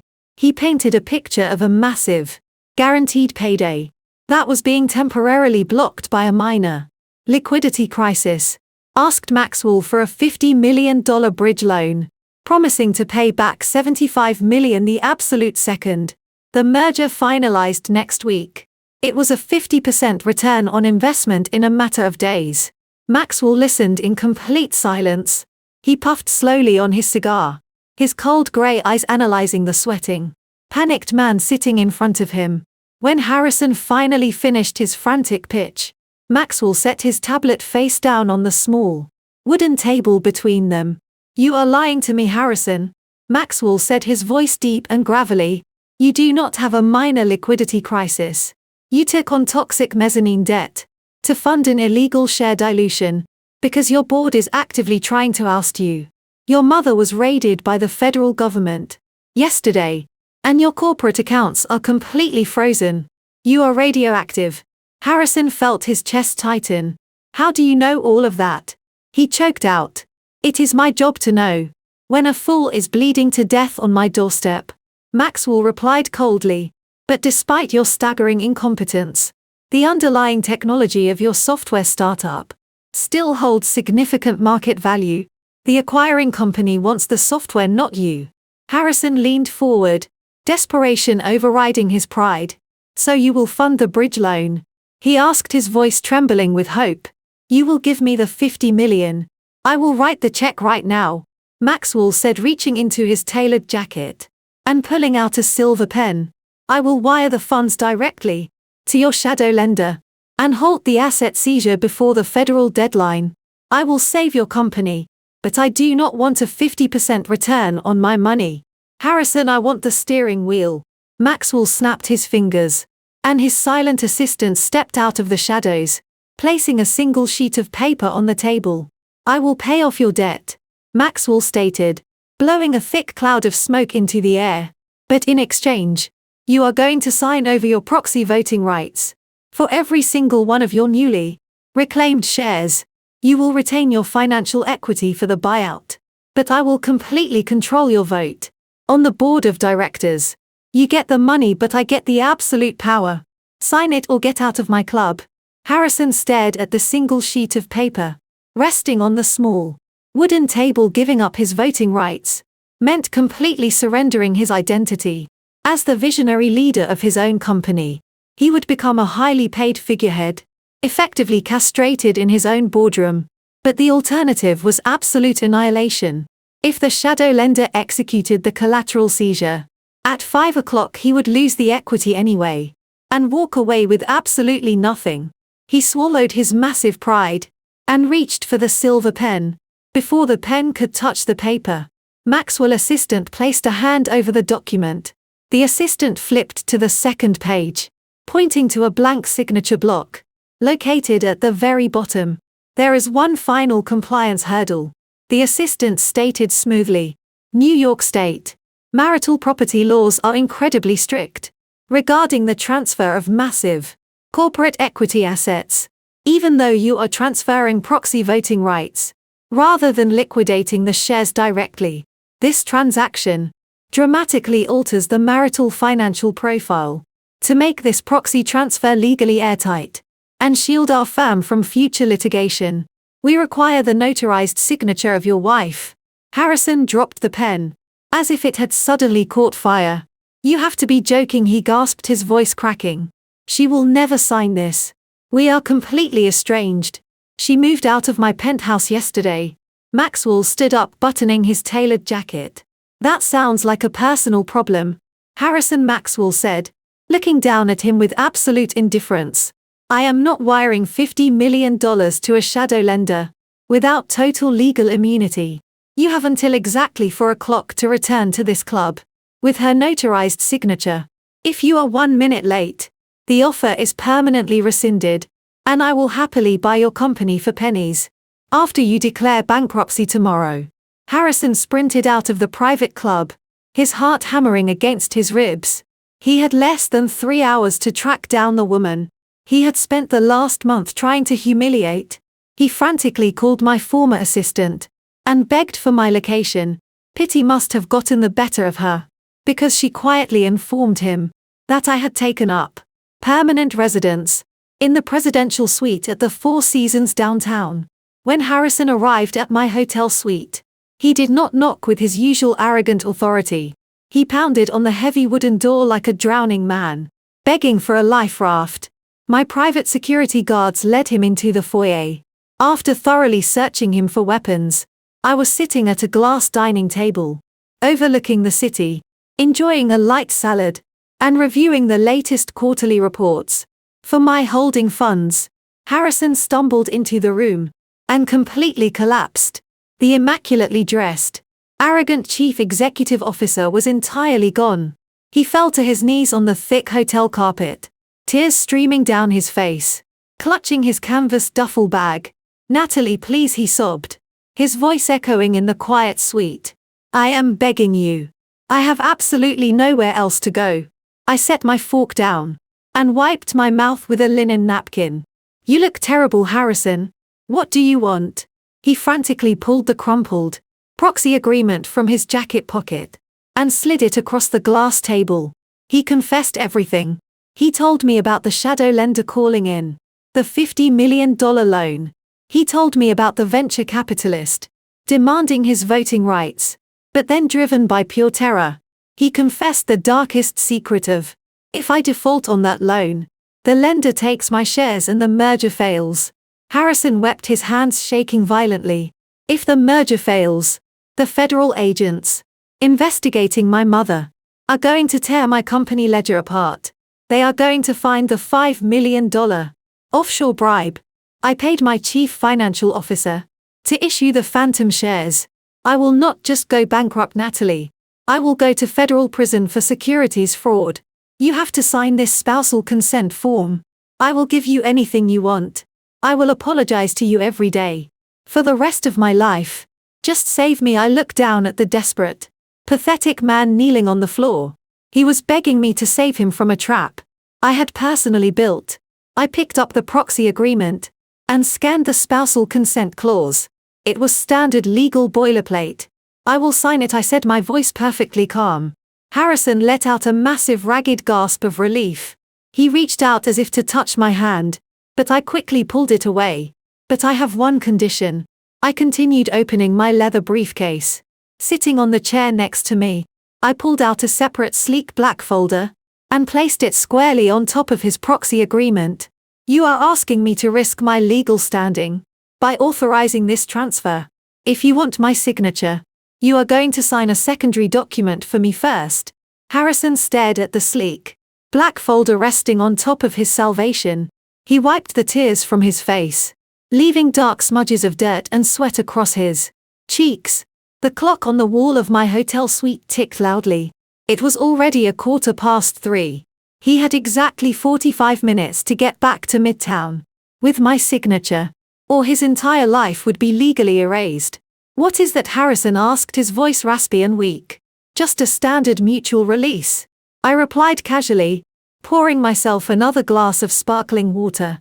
"It is a waiver regarding your executive severance package and future employment options. With the merger coming up, and your board actively hostile toward you, there will likely be severe corporate restructuring. This simply guarantees that if you step down, or are forced out of your chief executive role, I cannot be held liable for your sudden loss of income. It also ensures you surrender any golden parachute claims against our marital assets. It protects us both from future liabilities. It is just standard business protocol. Harrison hesitated, his eyes darting between the clock and the black folder. A tiny sliver of his former corporate instinct tried to warn him. He knew better than to sign a legal document without having his lawyers review every single comma. But his lawyers were ignoring his calls, and he had absolutely no leverage. He was a man standing on the trapdoor of a gallows, and I was holding the only rope. He looked at the thick stack of paper inside the folder. It was dense, filled with complicated legal jargon and tiny print. It would take him an hour just to read the first section. He did not have an hour. He had minutes. I slid a cheap plastic hotel pen across the glass table. It clattered against the folder. If you want my signature on your proxy agreement, you have to sign my waiver first, I stated firmly. The choice is yours, Harrison. Take the time to read it, and let the shadow lender seize your shares at 4:00. Or sign it right now and run back to your white knight. Panic completely rewired his brain. He grabbed the cheap plastic pen, his hand shaking so violently he could barely hold it straight. He did exactly what I had done at the Hamptons engagement dinner. He ignored the dense text completely. He did not read the executive clauses. He did not check the legal stipulations or the fine print at the bottom of the pages. He flipped frantically to the very last page, where the blank signature line waited. He scribbled his name in a messy rushed scrawl, pressing so hard the pen nearly tore through the thick parchment paper. He pushed the black folder back toward me. Breathing heavily, I signed it. Harrison gasped. Now please sign the spousal consent. I am completely out of time. I smiled a genuine warm smile. I picked up my solid gold Mont Blanc pen, uncapped it gracefully, and signed the spousal consent form. In fluid, deliberate strokes, I handed his document back to him. Run, Harrison, I advised softly. He snatched the paper, scrambled off the floor, and bolted out of the hotel suite. Without another word, he sprinted through the lobby, ignoring the stares of the wealthy guests, and burst out onto the downtown street. Traffic on the avenues was completely gridlocked. There was no way a taxi would make it. He shoved a crumpled $50 bill into a stunned bicycle messenger hand, stole the man's bicycle, and pedaled furiously up the avenues, dodging cars and pedestrians.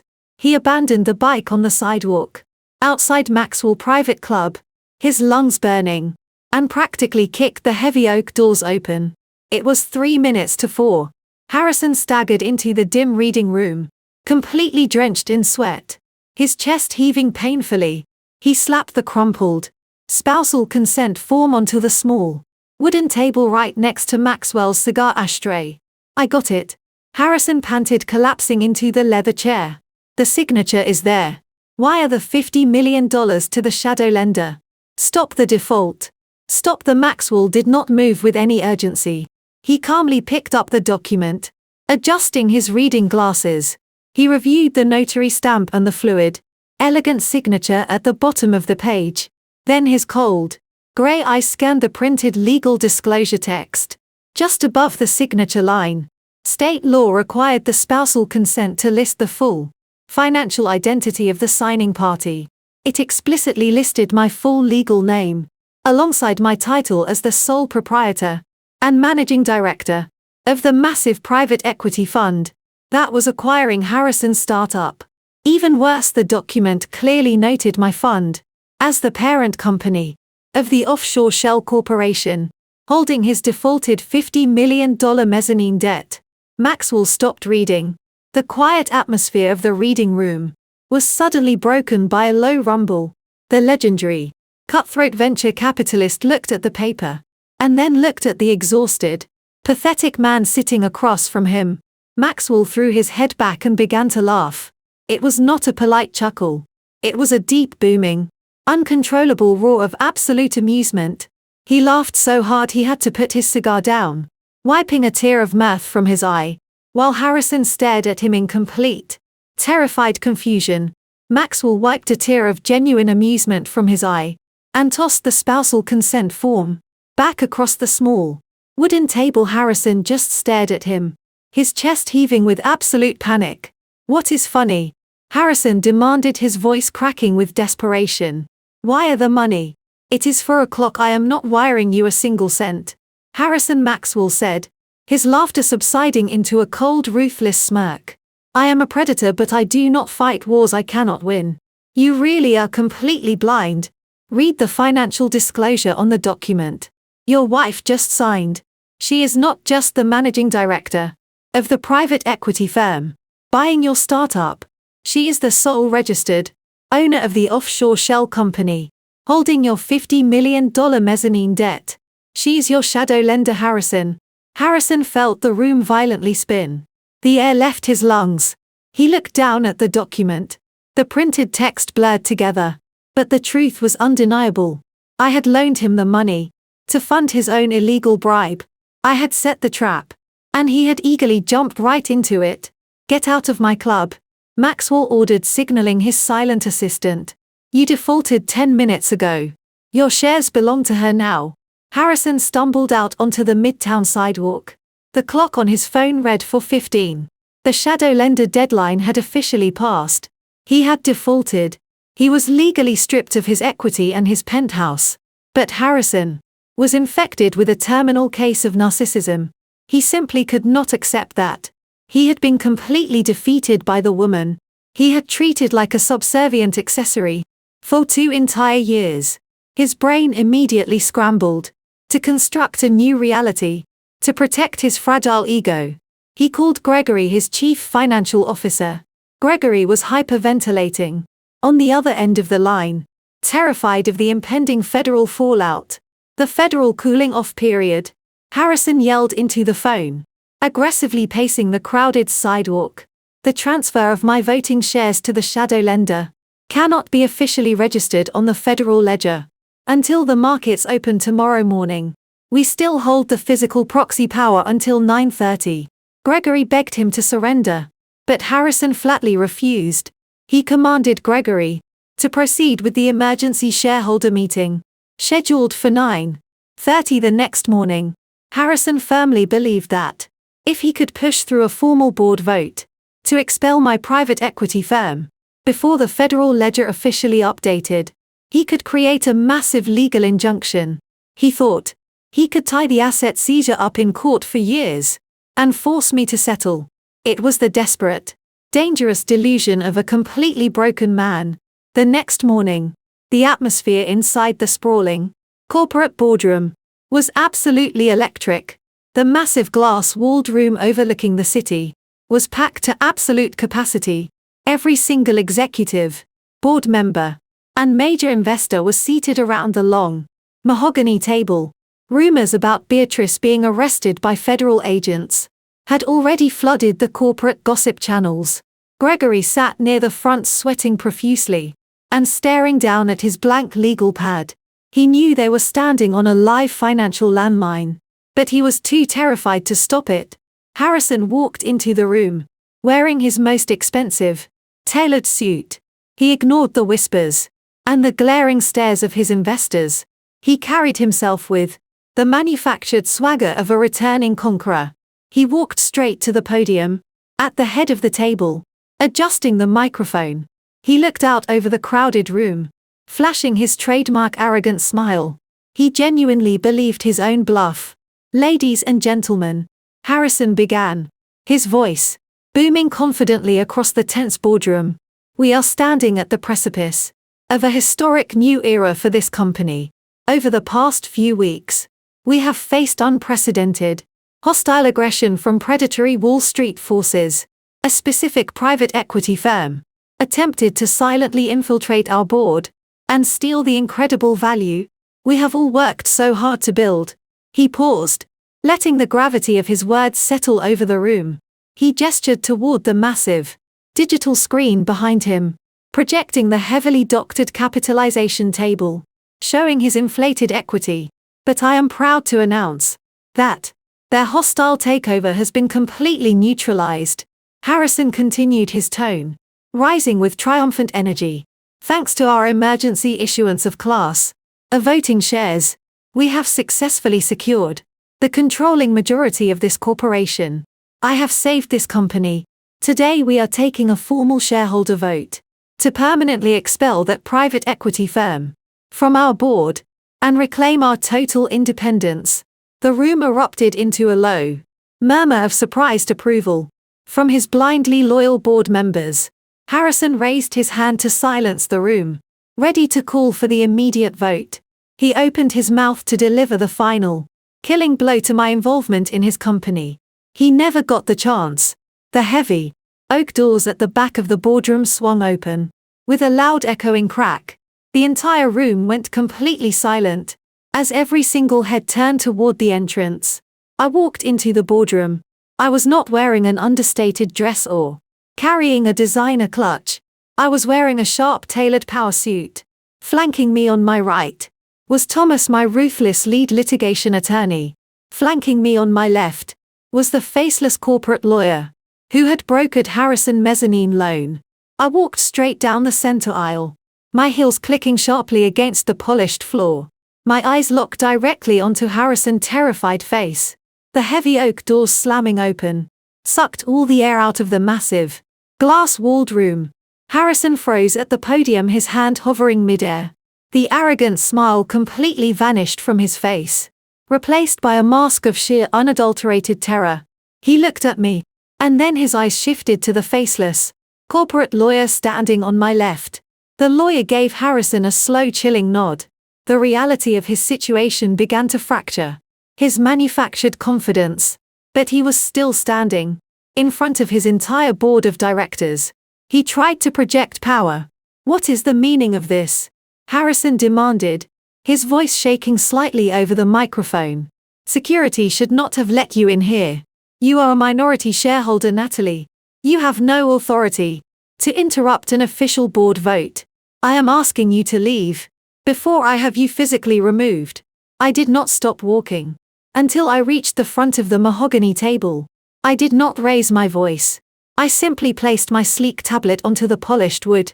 Thomas, my lead litigation attorney, stepped forward and handed a thick stack of legally binding injunctions to the terrified board members sitting in the front row. Gregory, the chief financial officer, stared at the documents and buried his face in his hands, recognizing the federal seals stamped across the front pages. "There is not going to be a vote today, Harrison," I announced, my voice clear and carrying effortlessly across the silent room. "And I am not a minority shareholder." Harrison gripped the edges of the podium, his knuckles turning completely white. "We just issued the new class of voting shares," he fired back, desperation seeping into every single word. "We hold the absolute majority." "You lost." I looked at Thomas. He stepped over to the audio-visual console and plugged a secure drive into the main terminal. The massive digital screen behind Harrison flickered. The heavily doctored capitalization table that Harrison had proudly displayed was instantly wiped away. In its place, a massive, intricate financial ownership tree appeared on the glowing screen. It was a web of holding companies, offshore accounts, and banking structures. "Let us talk about those new voting shares, Harrison Hun," I said, turning to face the bewildered board of directors. "Yesterday your chief executive officer realized he was losing control of his upcoming merger. So, he decided to commit massive federal securities fraud. He authorized a $5 million bribe to his chief financial officer to illegally issue those phantom Class A shares." A collective gasp ripped through the boardroom. Several investors aggressively turned toward Gregory, who was actively hyperventilating in his leather chair. Harrison's face turned the color of wet ash. "That is a lie," he shouted, pointing a trembling finger at me. "You have absolutely no proof of that." I ignored his outburst and gestured toward the massive screen to fund the bribe and purchase those illegal shares. Harrison took out a highly toxic $50 million mezzanine loan from an anonymous offshore shell company. I explained calmly. He leveraged his luxury penthouse, his investment portfolios, and every single one of his original founder shares as collateral. I pulled a laser pointer from my pocket and directed the red dot at the bottom of the financial tree, illuminating the name of the offshore shell company. Then I traced the red dot upward, following the flow of capital through 2 intermediary banks, and finally landing on the apex parent corporation. At the very top of the chart, the name of my private equity fund flashed in bright red letters: the offshore shell company that holds your massive, unregulated debt is a wholly owned subsidiary of my firm, I stated, watching the absolute horror wash over his face. I am your shadow lender, Harrison. I am your sole creditor. You came crawling to me for the rope, and I gladly handed it to you. The boardroom was so quiet. You could hear the hum of the air conditioning vents.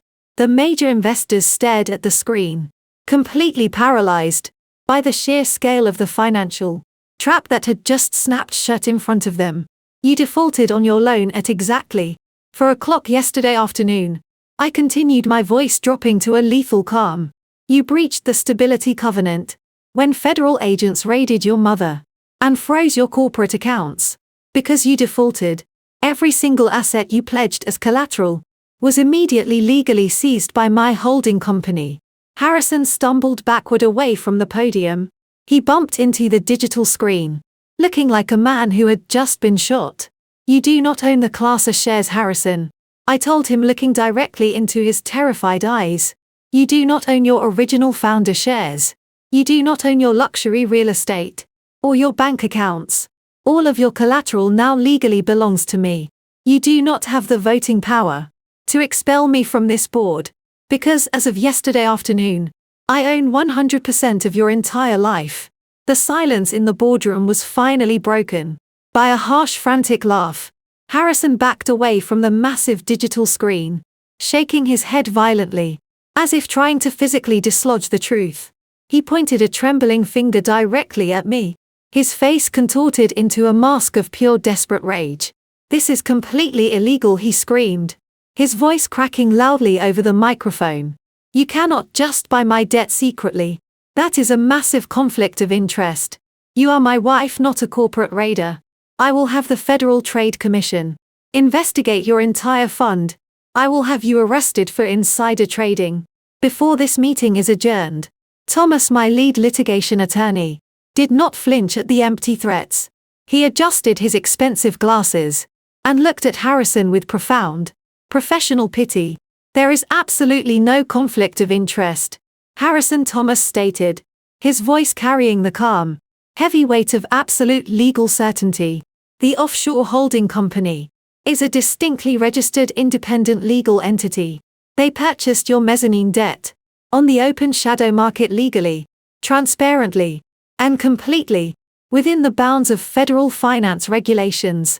You willingly signed a highly leveraged contract with an anonymous lender. You borrowed the money.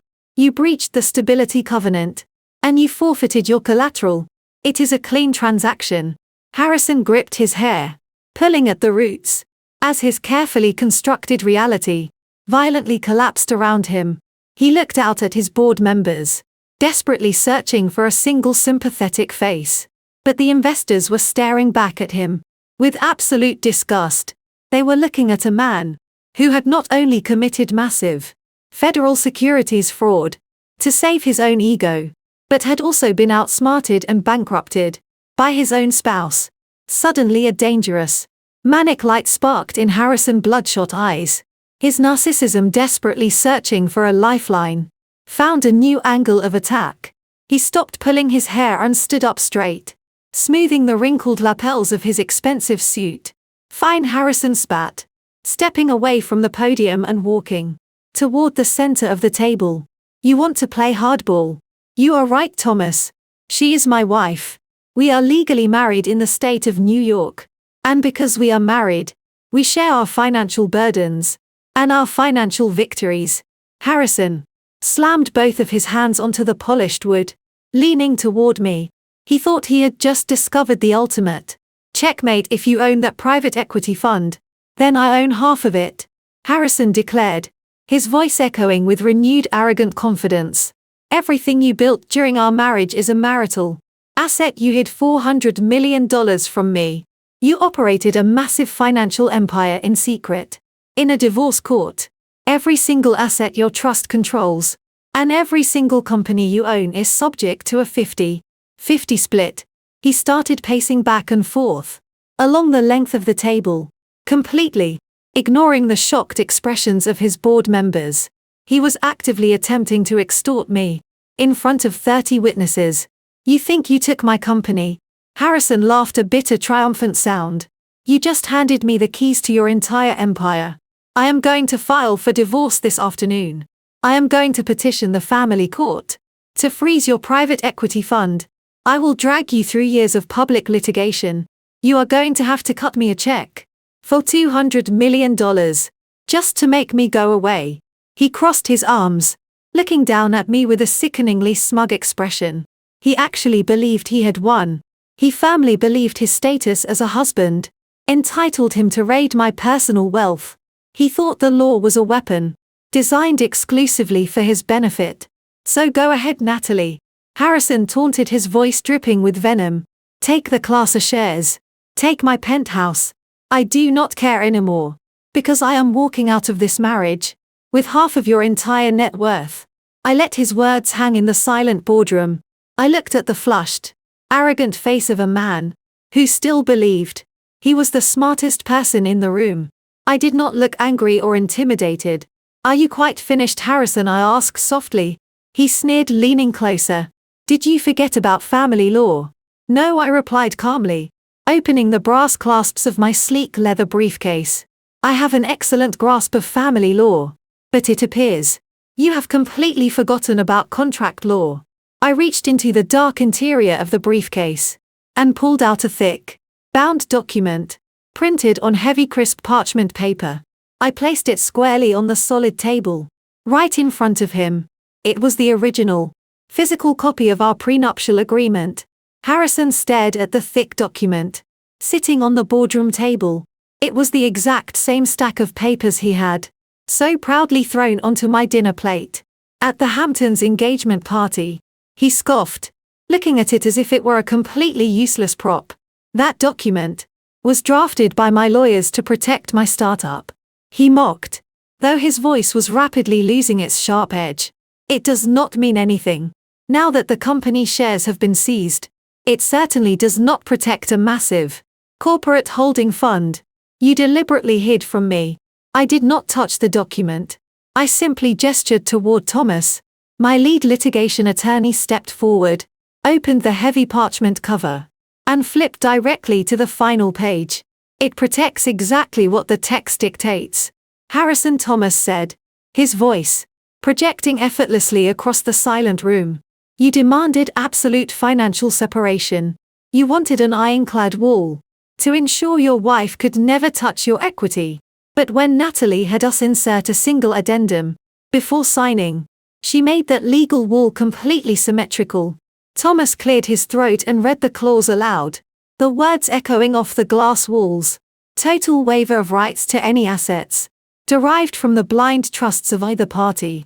No marital claim shall be recognized against any holding company, private equity fund, or corporate entity, owned anonymously or otherwise by either spouse, prior to or during the marriage.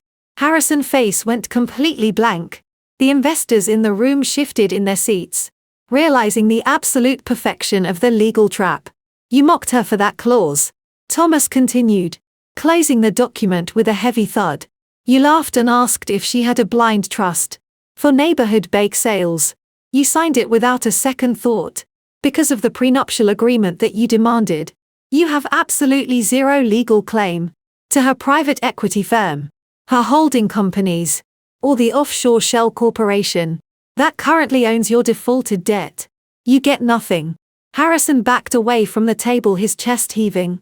The realization that he could not extort me for half of my empire finally broke the last remaining piece of his arrogant facade. But he was a cornered animal, and he aggressively grabbed for the absolute last lifeline available to a failing executive.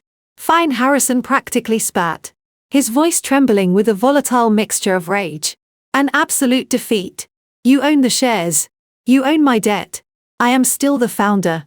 and the chief executive officer of this company. My employment contract is incredibly specific. If you want me out, you have to terminate me without cause.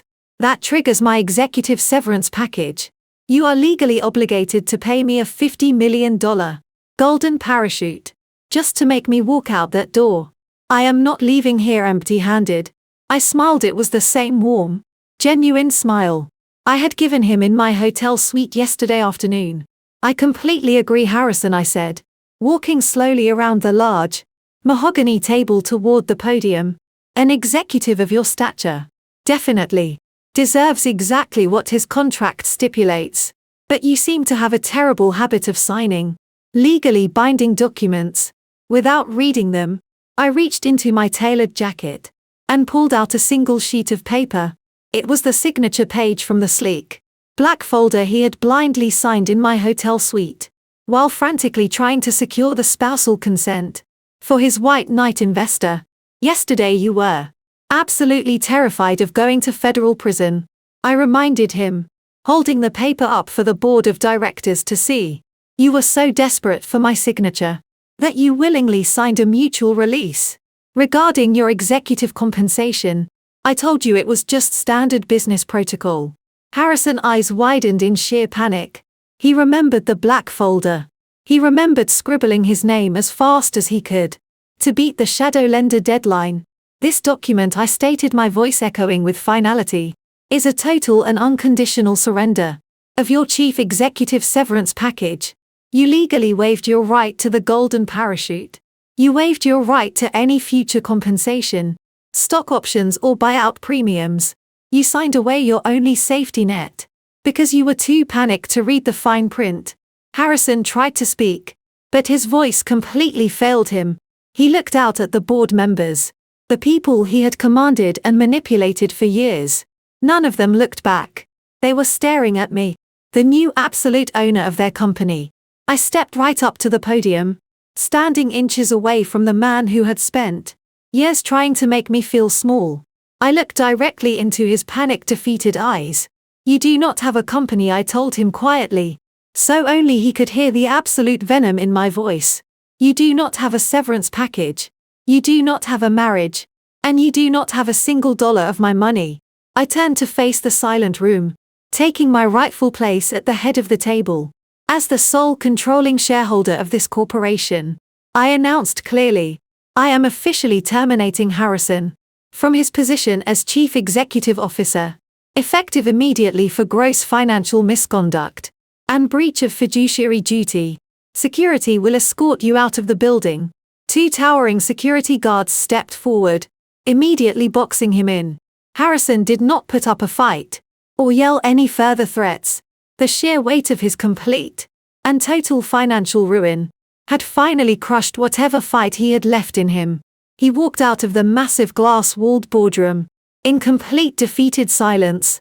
30 minutes later, I stood on the upper mezzanine, looking down at the main lobby.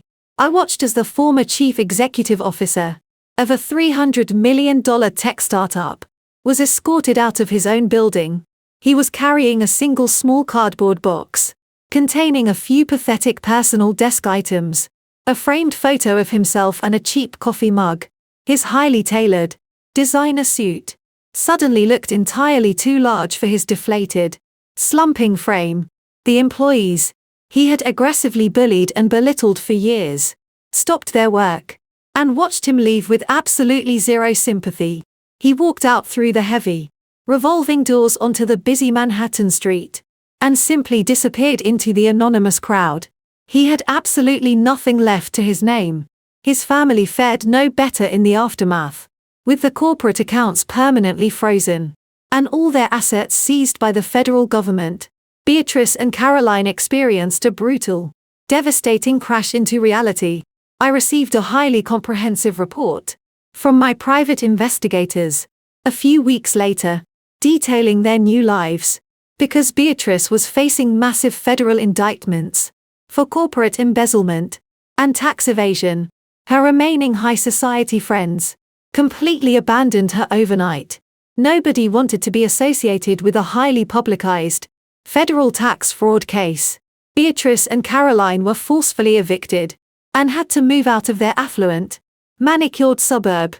They relocated into a cramped, incredibly cheap two-bedroom apartment in a decaying, noisy building on the far outskirts of the city.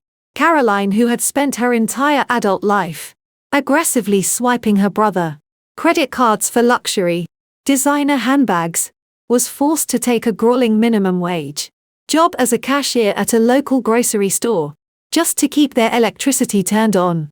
Beatrice spent her days sitting in their dingy living room, staring at peeling wallpaper, waiting for her criminal trial to begin. She was completely stripped of the legacy and the wealth she had constantly weaponized against me. There was, however, one person from that deeply toxic family who walked away completely unscathed. An incredibly successful Eric, the brilliant African-American forensic accountant, who had been mocked and marginalized by them for years, found himself in incredibly high demand once the news of his meticulous audit and his absolute ethical integrity leaked into the New York financial sector. Every major firm in the city wanted him on their roster.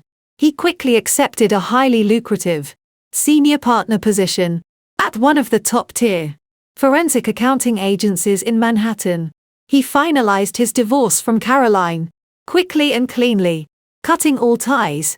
The last I heard, he had purchased a beautiful, historic brownstone in Brooklyn and was thriving both professionally and personally. He had correctly identified a sinking ship and possessed the sharp intelligence to walk away before it dragged him under. As for me, the aftermath was swift and incredibly profitable. The divorce proceedings were undeniably the easiest my legal team had ever handled in their entire careers. Harrison had absolutely no money to hire a defense attorney, and because of the strict prenuptial agreement he had forced me to sign, he had zero legal standing to claim a single penny of my private equity empire. The family court judge finalized the dissolution of our marriage in absolute record time. With Harrison completely removed from the equation, I successfully merged his tech startup directly into my primary holding fund. I immediately fired the slimy chief financial officer, Gregory, who was subsequently indicted by the federal government, alongside Beatrice, and installed a highly competent, loyal executive team. The software company flourished under my direct, aggressive control, tripling its market valuation within the first 6 months. It was a crisp Friday evening when the final acquisition paperwork was officially filed and sealed. I stood alone in my sleek glass-enclosed command center, looking out over the fading daylight. I picked up the original, physical copy of the prenuptial agreement from my desk, the heavy parchment paper that Harrison had proudly thrown onto my dinner plate at the Hamptons engagement party felt incredibly light and flimsy in my hands. I walked over to the heavy-duty industrial shredder, sitting in the corner of my office. I turned the machine on and slowly fed the 50-page document into the grinding metal teeth. I watched the legally binding contract that was meant to keep me poor and subservient turn into thousands of tiny, meaningless ribbons of white paper. I turned off the shredder, picked up my designer cashmere coat, and walked out of the office. Private elevator took me down to the secure underground garage, where my personal driver was waiting, holding the door open to a sleek black town car. I slid into the luxurious leather back seat and instructed him to take me home. As the car pulled out onto the busy New York streets, I looked out the tinted window at the glittering electric skyline. The towering skyscrapers were massive monuments, power, leverage, and strategy. I was never a victim. I was never a quiet little wife waiting for a generous allowance. I was a self-made queen who had confidently stepped into a rigged game, flipped the board entirely, and walked away holding every single winning piece. Thank you for listening to my story. Never let anyone dictate your worth, and always remember to read the fine print. The story of Natalie and Harrison serves as a masterclass on one of the most fatal flaws in both business and life: the dangerous arrogance of underestimating others based on superficial metrics. Harrison blinded by his own narcissism, looked at Natalie and saw only what he wanted to see, a quiet, subservient accessory to his own grand narrative. He equated her modest lifestyle and understated demeanor with weakness, completely failing to recognize the brilliant financial strategist standing right in front of him. This fatal miscalculation is what ultimately built his own downfall. By insisting on a draconian prenuptial agreement to protect his fragile ego and his startup, he unknowingly locked himself out of a $500 million empire. The profound lesson here is that true power rarely needs to announce itself. While Harrison felt the constant need to boast, parade his wealth and belittle those around him, the truly powerful players were observing, calculating and moving in absolute silence. Arrogance creates massive blind spots, making people incredibly vulnerable to the very individuals they dismiss. In our own lives, whether negotiating a corporate deal, navigating complex family dynamics, or simply evaluating the people we meet, we must remember that a person's true capability is rarely printed on their business card or displayed through their material possessions. Humility, respect, and meticulous attention to detail, especially when it comes to the fine print, are the actual hallmarks of a successful leader. When we assume we are the smartest person in the room, we are almost always the most vulnerable. Evaluate the relationships in your own life today and ask yourself if you are treating others with the genuine respect their unseen potential deserves.